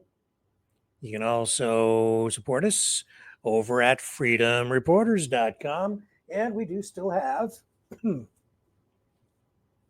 some sweatshirts, hoodies with the Maverick News logo to help fund the operation here. We have these Dickies shirts as well. Brand new with the embroidered Maverick News logo. And we have these SSD Car Show shirts too, my other show. my automotive show that runs on TV and online, which is less prominent with you guys, but some of you are aware of that. Any donation of $60 or more, and I'll send you a t-shirt, one of those shirts, a hoodie, or a sweatshirt. Just let me know what size you need, and I will send that along to you. And really appreciate the support from those of you who have donated already. It is the beginning of a new month, and we have bills to pay as usual. So greatly appreciate you guys stepping up and keeping the phone lines operating and the whole operation online. Now, also, you can support the show by donating in the Rumble Rants. Now, if you do that, I don't see the personal information that comes back, so don't donate there. If you want a shirt, and you do that, you're going to have to email me, but I'll have to match it up after. I'm just saying the best way, if you want the shirt, is use those two other links, maverickdonations.com or freedomreporters.com. I should put that in the chat, I guess, because I never do that. I'm terrible at doing the fundraising stuff. I'm just too busy concentrating on the journalism. Please like, share, subscribe, do all that stuff. We really need more people subscribing to the channels as well to keep the momentum going, the forward velocity on the channels, to overcome the shadow banning. When you like and share and subscribe, it forces the algorithm to push us up in the search rankings,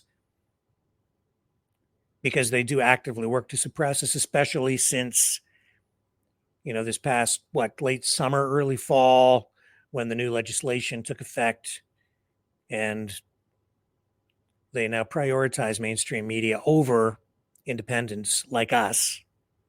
And on Facebook, they do their best to just kick us right off the platform altogether now, simply because we are a news-based organization.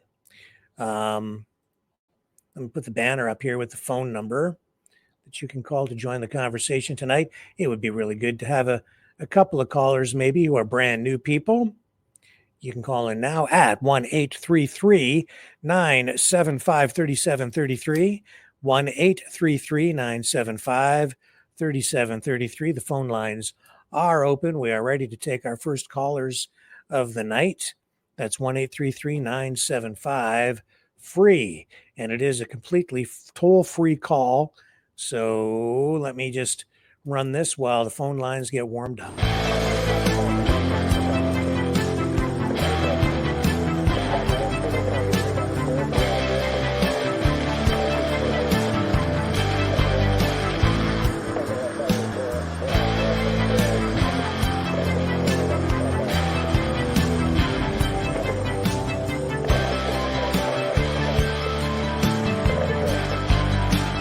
Maverick News.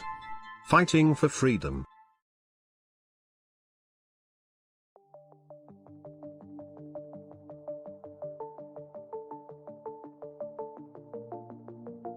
Greetings, brave Mavericks.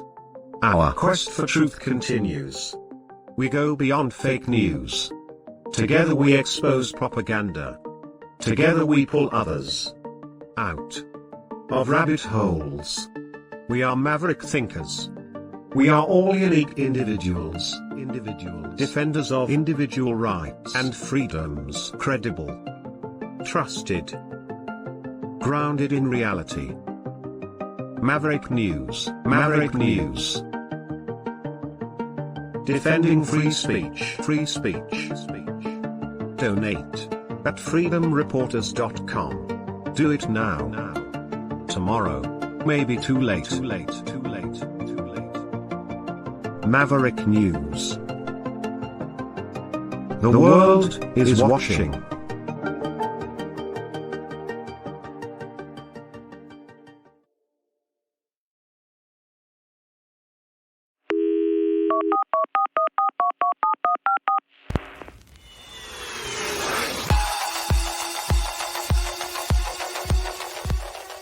Join the conversation.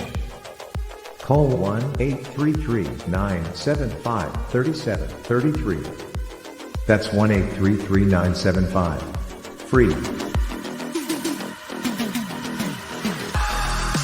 Speak up. Speak out. Make your voice heard. Maverick News. Fighting for freedom by defending your right to free speech. Be a Maverick. Join us.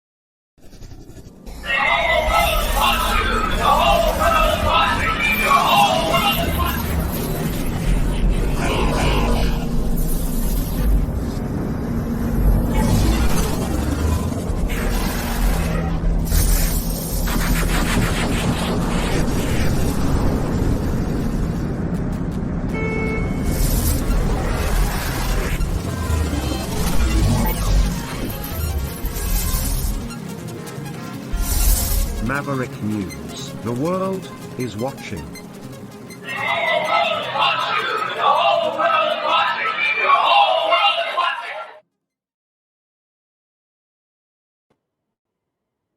Okay, and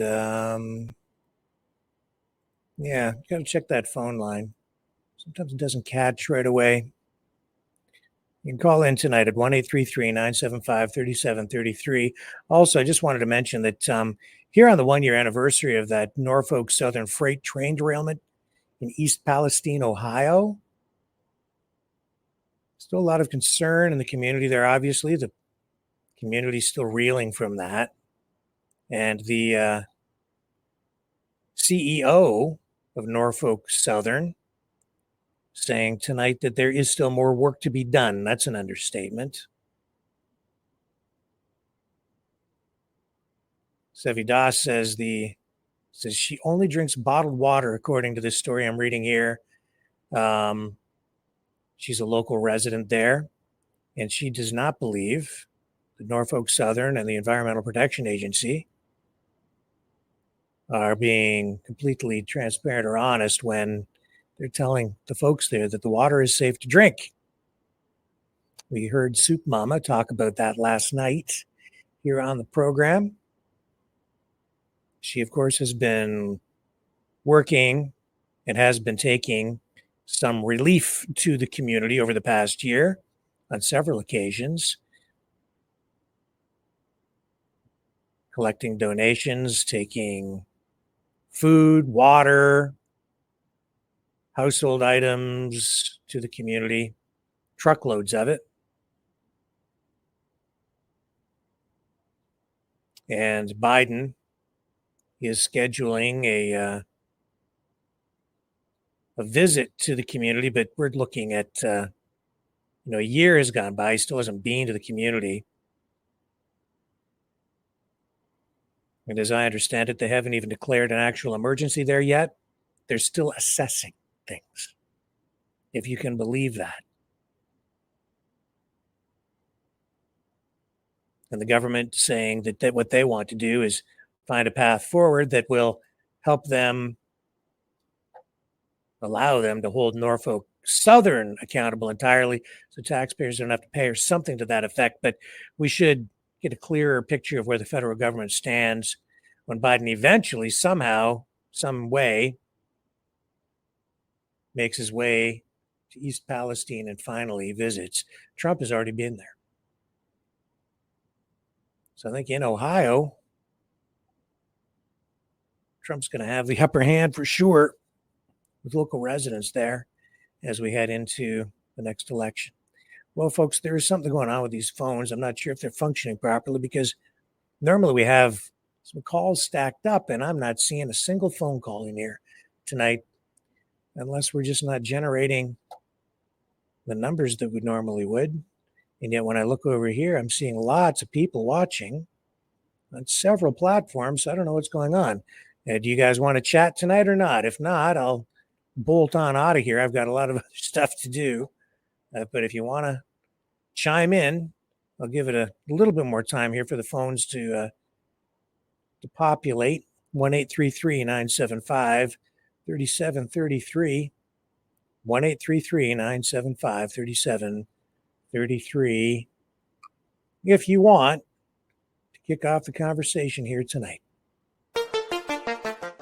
The New World Order. Government overreach. The Great Reset. Mainstream media lies. Now more than ever, independent voices are needed. Donate now at freedomreporters.com. That's freedomreporters.com. Maverick News. The antivirus program for your mind.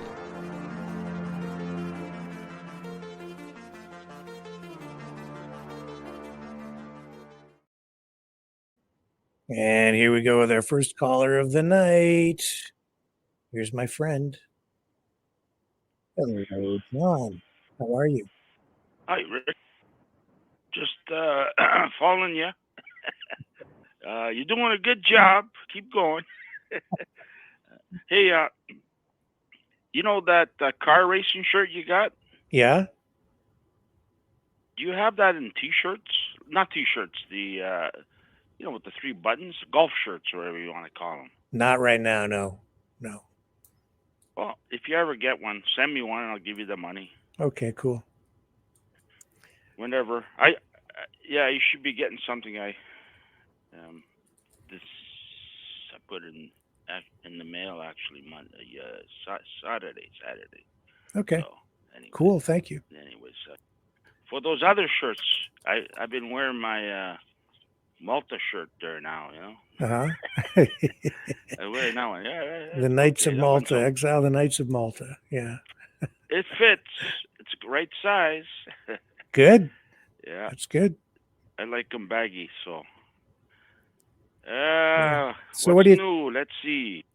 Yeah, go ahead. What do you think of the way things wrapped up down there today in Texas at the border? Everybody was so worried that this could break out into a civil war. And, I did say, just to be, just for the record, I did say I didn't think it was going to result in anything. I mean, initially I was sitting back trying to assess it. And then I said, no, not this time. This is not what's happening down there. It's not anything that we need to be all that concerned about. A lot of, silly things going on and so on. And it did turn into a bit of a celebrity circus at the end, in my view. But what was your assessment, John? I've been following it, and to me, it just sounded like more of a. It was just more of a get together because they had everything blocked, like all those parks and everything was. They didn't want no trucks down there. Yeah. So and but I've been following about 4 or 5 feeds. Different feeds. Today it was a pretty busy day. I've been watching it all day. Yeah. One guy said an interesting thing. He says, build the wall, lock the doors, and throw away the key. I heard that, yeah. That's what one guy said. And that JR guy, yesterday tried to get one of those dogs in the car. They're Mexican dogs that get across the border somehow. I guess they swim across the river. I don't know. But he kind of fell for it, and he's feeding it, and then he tried to get it in his car. It wouldn't go in his car. He said, "Oh, I don't trust you." It took off. It's funny that. Do they give those? Do those dogs get citizenship or? Really, I like that black one, but they all got fleas, Rick. They're all scratching like crazy. You see them? Yeah. They're flea mangy, dogs. might say, but sad. Yeah. It's sad. Yeah, they're all flea dogs. There was one fight there. I think it was with that guy you had on Fun 60. Travel Fun 69. Yeah. There was one. This 2 girls were fighting, and the one girl says, "Go back to your country." She says, I am in my country. I live on the reservation. You go back to your country. A lot of Indians, cowboy and Indians down there. You know? Oh yeah. I thought they were gonna duke it out the way they were talking to each other. It's entertainment for me. I knew nothing was. They have that border. I followed it all, like some other cam. They got razor all along the border, everywhere now. Yeah. They've installed, like Abbott said, 100 miles of it, but there's probably more. And so I don't know how you're going to get across that razor. I guess they'll find a way sooner or later, but Yeah. Yeah. but Well, what a situation, but a lot of politics being played. That's what I see going on. And where did you feel safer now that Dr. Phil flew in and inspected the border? Yeah, really. Like that was I love immigrants, Rick. I just don't want to pay for them. That's the only thing if they come here with money and and they're checked out, make sure they don't have like half these illegals. I was. Did you see that? Where was it? Down in South America somewhere. I was watching it today, and they had like hundreds of those gang members with tattoos all over them, shaved heads, Mm-hmm. and they're all wearing these white like underwear, long underwear, white baggy things, and they're all handcuffed, and they had them all in prison. They were rounding them all up, MG, whatever you call them. Hundreds of them there, Rick. Hundreds. This is down in Guatemala or whatever, where they come from. But yeah, the it's MS-13 unbelievable how gang many members. of Yeah. them. Yeah, that's right. Those guys. It's unbelievable how many are down there. Mhm. Like everybody. They're like everybody wants to become one of them. I don't know. Not me. I don't want to. I know. They had jails full of these guys. I couldn't believe. I'm watching it. I'm going, holy shit! Look at them all. There's hundreds of them, Rick. Yeah. And this is down in South America, and they were locking them up, and gathering them all up. And these are the people that are coming here, and they're wearing long shirts, making them look like they, innocent people. But yeah. I don't know why they want to come here, Rick. They're probably better off where they are, as far as I'm concerned. Like me, I'd love to leave here. I'd love to go to, I like Alberta. I like to go to Alberta, but the problem is you got all your family, your friends here, right? Right. You go there, I don't know what you're going to do. I don't know either. Actually, you'll Yellowknife I like. You'll have a lot of hockey season and then a couple of months of bad ice. That's what you get in Alberta. When I was in Yellowknife, I like Yellowknife. Yellowknife is, but it's too expensive. Like everybody has 3 jobs, 2-3 jobs, because everything's so expensive. Like the hotel rooms are like $500 a night for a little.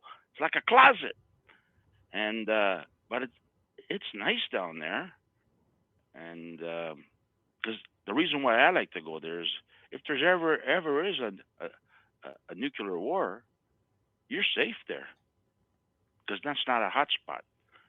The hot spot is where we are, Rick. It is. That's the hot spot. But there, you're fine. In South America, you're safe down there. Mm-hmm. If that ever happens with Iran, they're pushing buttons there. I'm telling you, like these. I was watching. I'm a YouTube guy. The stuff on my big TV, I just put like live streams or. Anyways, they were showing all these top. Russia is selling Iran these supersonic missiles that go faster than the speed of sound, Rick. The hypersonic missiles, you mean? No radar can, yeah, no radar could pick them up. Yeah. Okay. And so, like, all these, like, Israel got these dome-proof, systems they got. They won't work with these things. Yeah. And Russia selling Iran these things. Yeah. So, and I seen them. There was they got a lot of them. Iran. They're just collecting these things. They got the money to buy them. So. Oh yeah. And yeah, it's today I was googling on TV there. I was googling live streams, live, and I forget what I put in it. They were showing Philadelphia live. The guy was walking down live. Mm-hmm. What a ghetto! There's dirt. There's garbage everywhere. Junkies everywhere. Oh my God! I never knew it was so bad down there, Philadelphia. Yeah.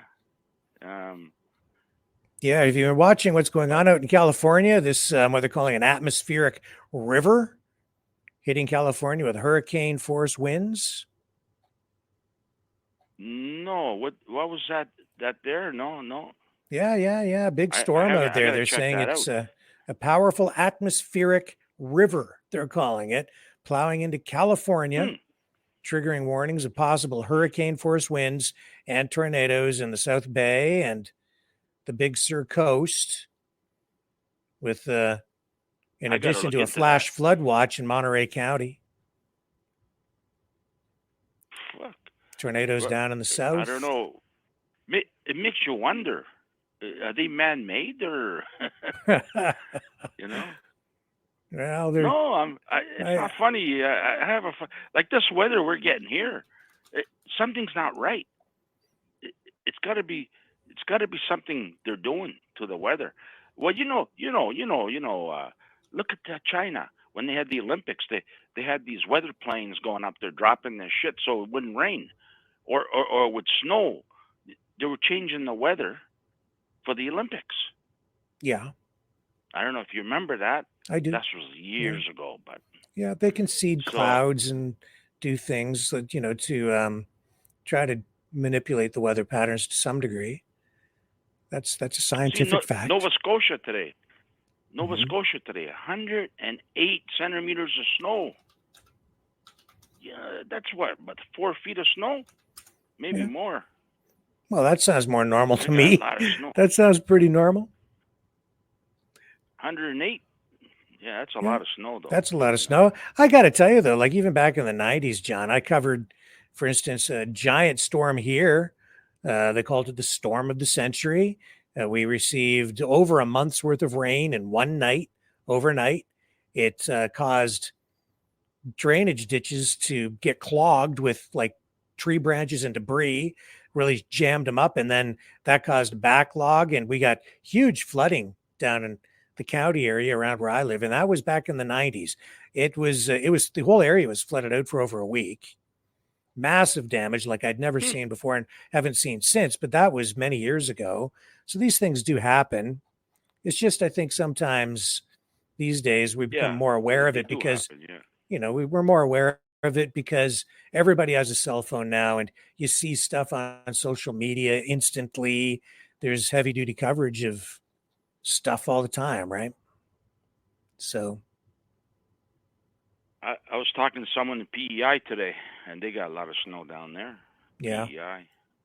That's what they said. Yeah, they got a lot of snow down there.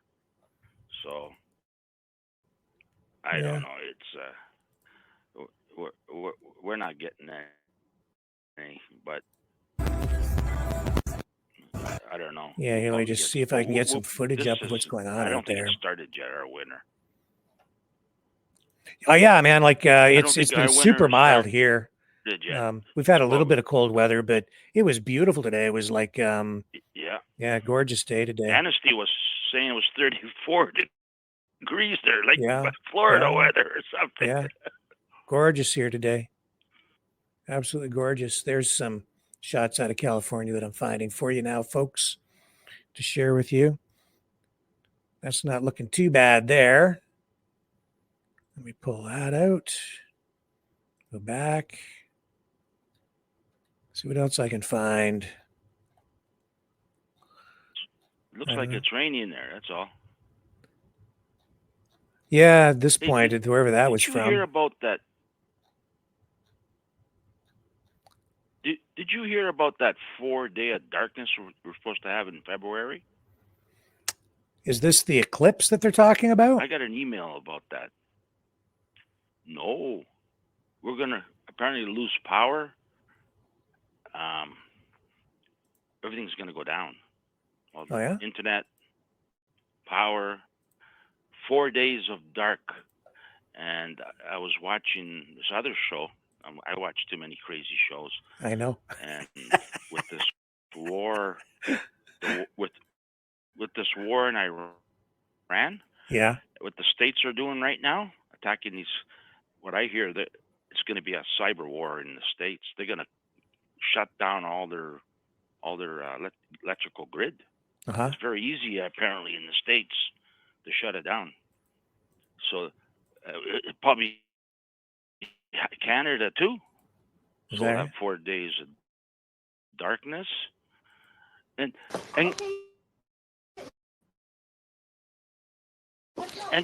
They can't go out right now. Today.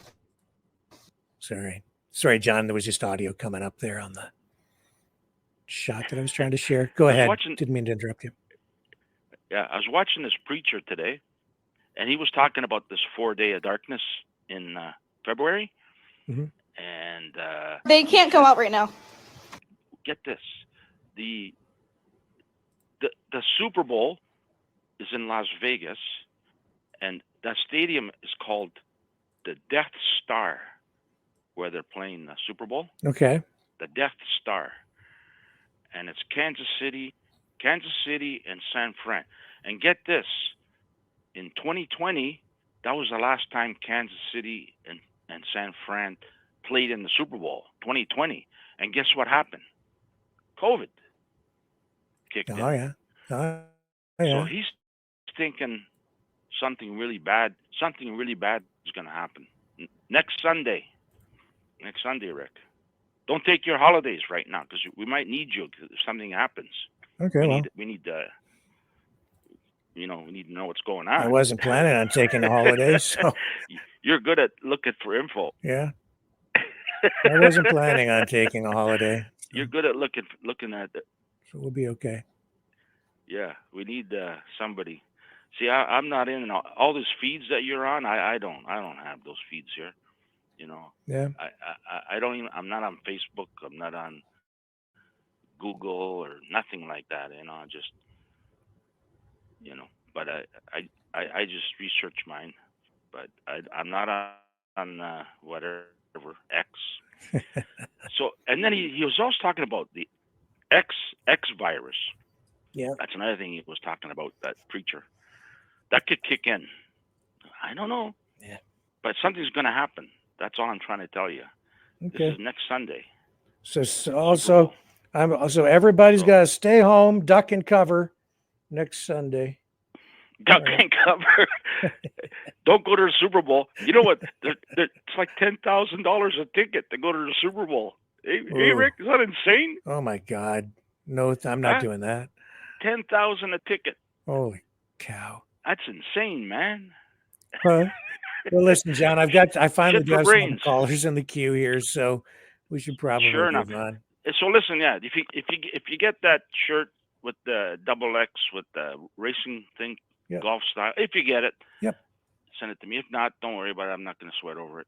Thank you. All right, thank you, sir. Talk to you soon. Bye. All right, let's go to our next caller here. Who do we have on the line now? Hello. Hello. You're on the air. Hello, am I through? You're on. You might want to turn your computer down so that you don't get the audio echoing in the background and then the delay. It'll confuse Okay. you. Yeah. Well, I just want to say hello to all the Mavericks. I've been watching your show for just over 2 years. Oh. And followed you after lockdown. But I need to tell people in your country what's happening in Europe. It's gone absolutely crazy. It's got to a stage now that people are being called up in Europe from Romania all the way through. And it's getting pretty serious. Can you hear me? Because I've turned it down that low on the computer. And now it's speaking me because I've never rung him before in my life. Yeah. Can you speak into the phone a little bit more directly? You're a little bit muffled. Right. Right. Can you hear me now? Yeah. Yeah. We can hear you. Where exactly are you calling from? I'm calling from Spain. I'm calling from Spain. Spain. Okay. And are you seeing a lot of protests there, or what's happening on the ground? Massive protest with all over Europe. Every European country now. The farmers are all out on strike. They're barricading the roads. There's literally the food supply now is getting pretty desperate. I see. And in your particular community, what's it like to say go to the supermarket? Walk us through that and tell us what it's like. Obviously, the whole world is inflation. But the inflation now in Spain is literally, it's ridiculous. Example, you buy a packet of chicken, which I eat and I feed my dog. It's literally quadrupled. In France, the shelves are literally half empty. I don't know if the farmers are being backed by the government to do this. I've no idea. But now it's got to a stage that the no-fly zone area in Belarus is serious. There is borders not for the immigration, but for people to try and leave. Complete opposite.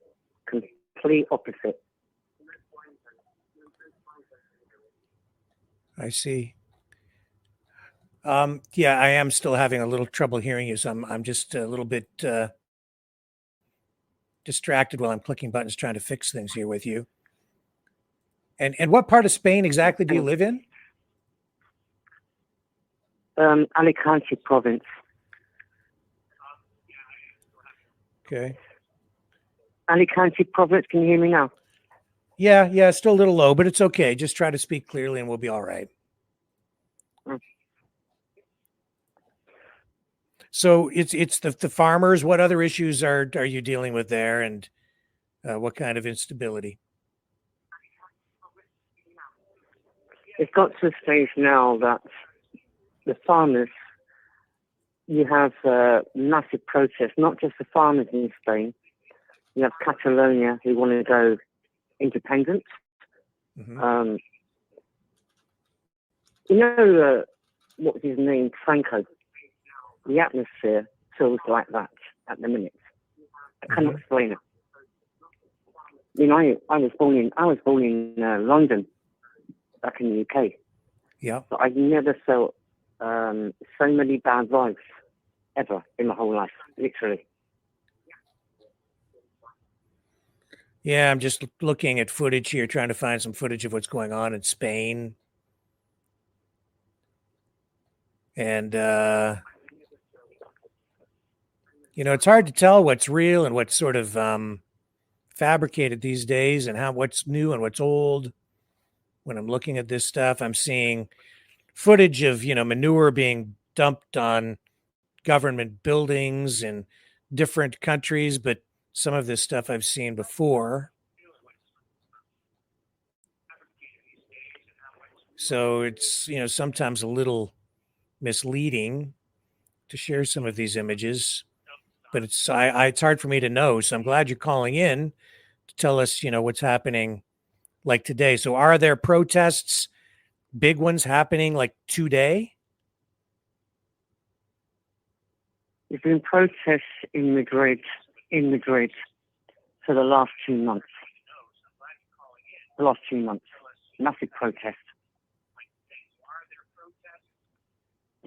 Okay, and how's the government responding? Are they cracking down on these protests? The trouble with Spain, you have the same as the rest of the world, left wing, right wing. And the fact of the matter is you've got Catalonia who want to pull out of the whole system. Mm-hmm. Same as the UK with the Scottish want to pull out. Yeah. They're not allowed to. So they're protesting against amnesty. So you have that. Then you have people in Andalusia, which is becoming complete, I wouldn't say, what's the side? What's the word? On the side of Hitler, basically. Let's put it that way. Okay. Yeah. So a lot fascism. So are you seeing a rise in fascism? Yeah, a lot of fascism. We're seeing, I think, a rise of nationalism, ethno-nationalism, outright fascism in many countries around the world now. It's a new rise of that ideology for sure, and fueled by inflation, uncertainty, anger, discontent with government, fear, prejudice, of course. Yeah. And it seems like a lot of this is being choreographed, planned, manipulated by political powers of some kind. What's your opinion on that? I totally agree, because even down to the farmers protesting, I also feel who is behind that, who is doing that. Mm-hmm. Because if the farmers come out and they barricade the roads, literally in many parts of Europe now, the roads are barricaded. And therefore, I feel in my soul, this is being done deliberate. Yeah. Because that brings down the food supply. Yep. That also brings the prices up. And it wasn't until today I found out about Belarus and Poland saying there's no fly zone. And it comes into force as from today, the 5th of February, until May, February. That's a long time. Yeah. A bit like lockdown. The really concerning thing for me is that we are at war. The war is expanding, escalating. Our governments are, committed, doubling down, tripling down on the war effort at a time when I don't think our governments have the support of the citizens that they really need to provide stability and a sustainable war effort. It seems there's so much instability that's being fueled by political activism and economic distress that in itself is leaving our countries vulnerable at a time when we are at war.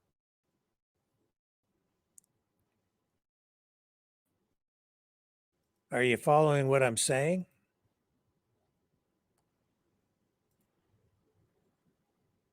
Sorry, did I lose you?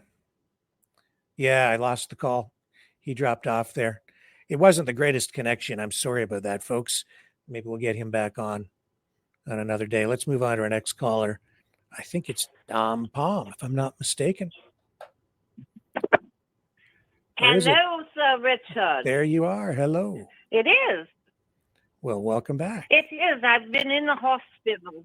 And now I'm recovering from surgery.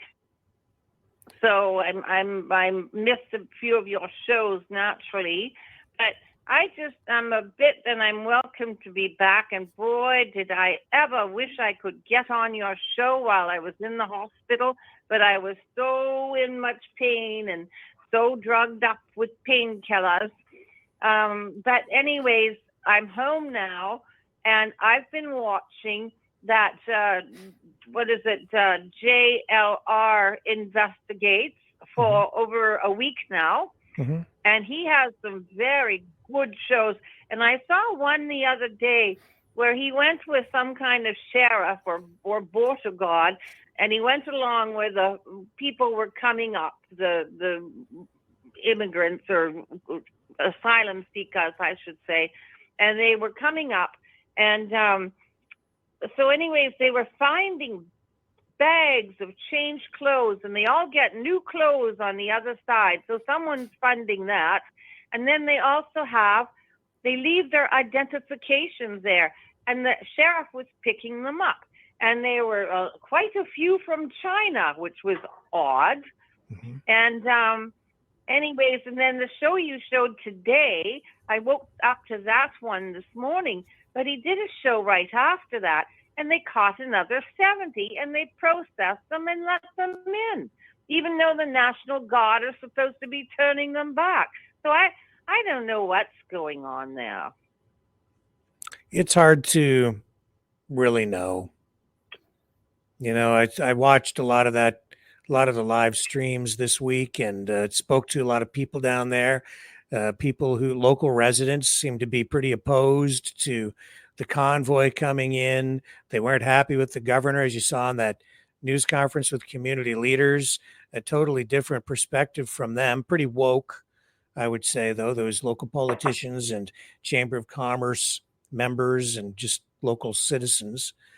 And then you've got the streamers who were showing, sometimes it just looked like there was nothing at all going on the border. Then, sometimes you see a handful of people being processed, as you say, in some of these streams. But even after all of that, I still don't really think I have a full perspective of what is happening down there at the border. Well, I thought it was very interesting that they all have new clothes, new sneakers, and they all have they're not starving. They don't look like refugees that are coming from countries that are not feeding them properly. And then they're abandoning their identification before they get on. So before the border guards pick them up, they just dump everything. Mm-hmm. And some even have ripped them up, their scissors, and they've cut them up so you can't see the pictures on them. But others have just sort of fled and left their IDs there whole and intact. Yeah. And then I thought it was very strange that, that Governor Kemp was with that Governor Abbott, because Governor Kemp was one of the ones that really did not support Trump when he was in office. Mm-hmm. And I just thought that was rather interesting too. Yes. Well, I don't know what to think of the people coming over because I'm not close enough to it. I don't have enough information. I only see images, right? I can only say that they are people, they're human beings. They are coming here for a variety of reasons. What those reasons are, I wouldn't know from one person to the next. It's my position on it is simply that there's just too much. And especially here in Canada, we can't handle the volume of the people coming in. It's just too much.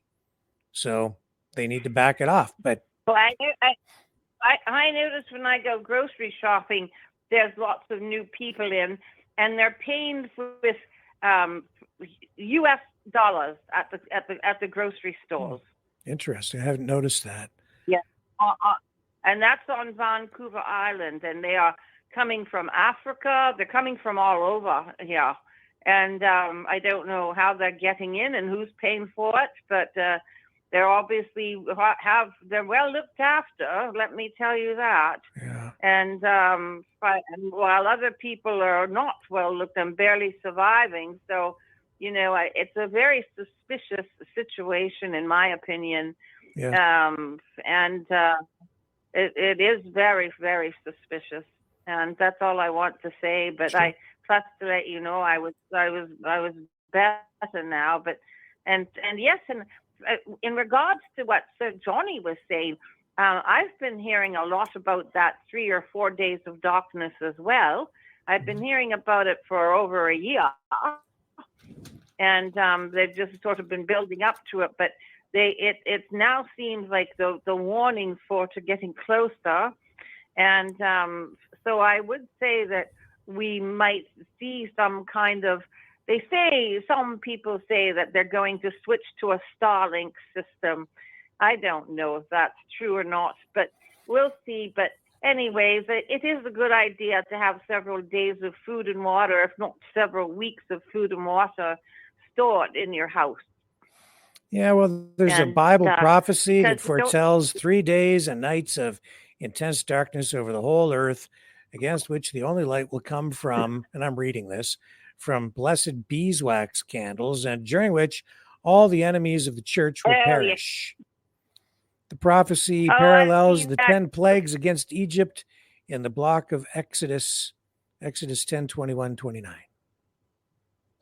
I've seen that one too, but I don't think it's that, because the Catholic Church is trying to sell only their special candles on their marketing them online, telling everyone that, and I don't see it being that. I see it totally being man-made and manipulated, and if it does go down anyways. But it's a good idea to have dog food and everything you need for a few weeks on dog hand. Food? That Dog food? Yes. You mean if you have a dog? It's dog food, yes, if you have a dog, and cat food if you have a cat, and chicken food if you have chicken. Good, because I don't want to eat the dog food. I'm going to go get me some people food, and it ain't going to have no bugs in it. Really? Well, I'm very limited in my diet right now. I can only eat certain things for several weeks, so it's good. No fat and no dairy, and oh God, I love dairy, and so I'm quite limited. But I hope to be back in full form soon, and at least getting back on this show is bringing my feisty nature back. I noticed that, and I need that. Yeah, and we did miss you, Pam. We knew you were in the hospital getting all doctored up, and I'm glad that you're feeling better and starting to get back on your feet. So that's very encouraging, and I'm glad that you called in tonight. Well, it was so lovely. The minute I got home from the hospital, the phone rang, and it was Annecy, and she said, "We're missing you. Where are you all right?" And I said, "Oh my God!" And I can hardly wait. I couldn't get to the computer because I was all stuffed with sleeping, drowsy painkillers, and I sometimes I get very tired because I have my good days and my bad days, because I had to go quite the surgery. And they couldn't do it right away because I was infected as well. So it was in there. Yeah, I was normally you only go in for 2 days, but I had to be there for a whole week. My. So anyway, but I just wanted to say thank you to all the lovely Mavericks for being so concerned and giving me little advice when I got home, and I'm following some of the advice. Some of them said, what to eat, and spices, and herbs and things like that, and foods, and they'd been through the same similar operation. So it was quite nice. So I just want to say thank you to everyone. Well, thank you, Pam. It's now the bottom of the hour, so we'll wrap up. But thank you for calling in, and I'm so glad you're finally getting on the mend there. All right, my dear. You take care. Okay, you too. And we'll talk again real soon. Looking forward to the next call. And you take it easy. Okay? And I will. Go easy on that dog food. Sir Richard. I think I'm eating chicken food with all the mushy grains like oatmeal and things that I have to eat. Good. Yeah, just steer clear of those bugs. All right. Talk to you later. All right. Let's see. Toodaloo. Bye. And that ends that. And there we go. The end of the call-in show. So thank you, everybody, for joining us here on the program again tonight. It's been a good show. We're going to wrap up, though. Started a little bit later than normal tonight, as we sometimes do, at 7 p.m.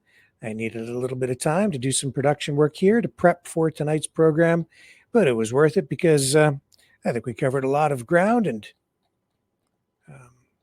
we were able to share some pretty important stories with you tonight. I'll be back tomorrow night, 6 p.m. Eastern Standard Time on the flip side. Love you guys. Later.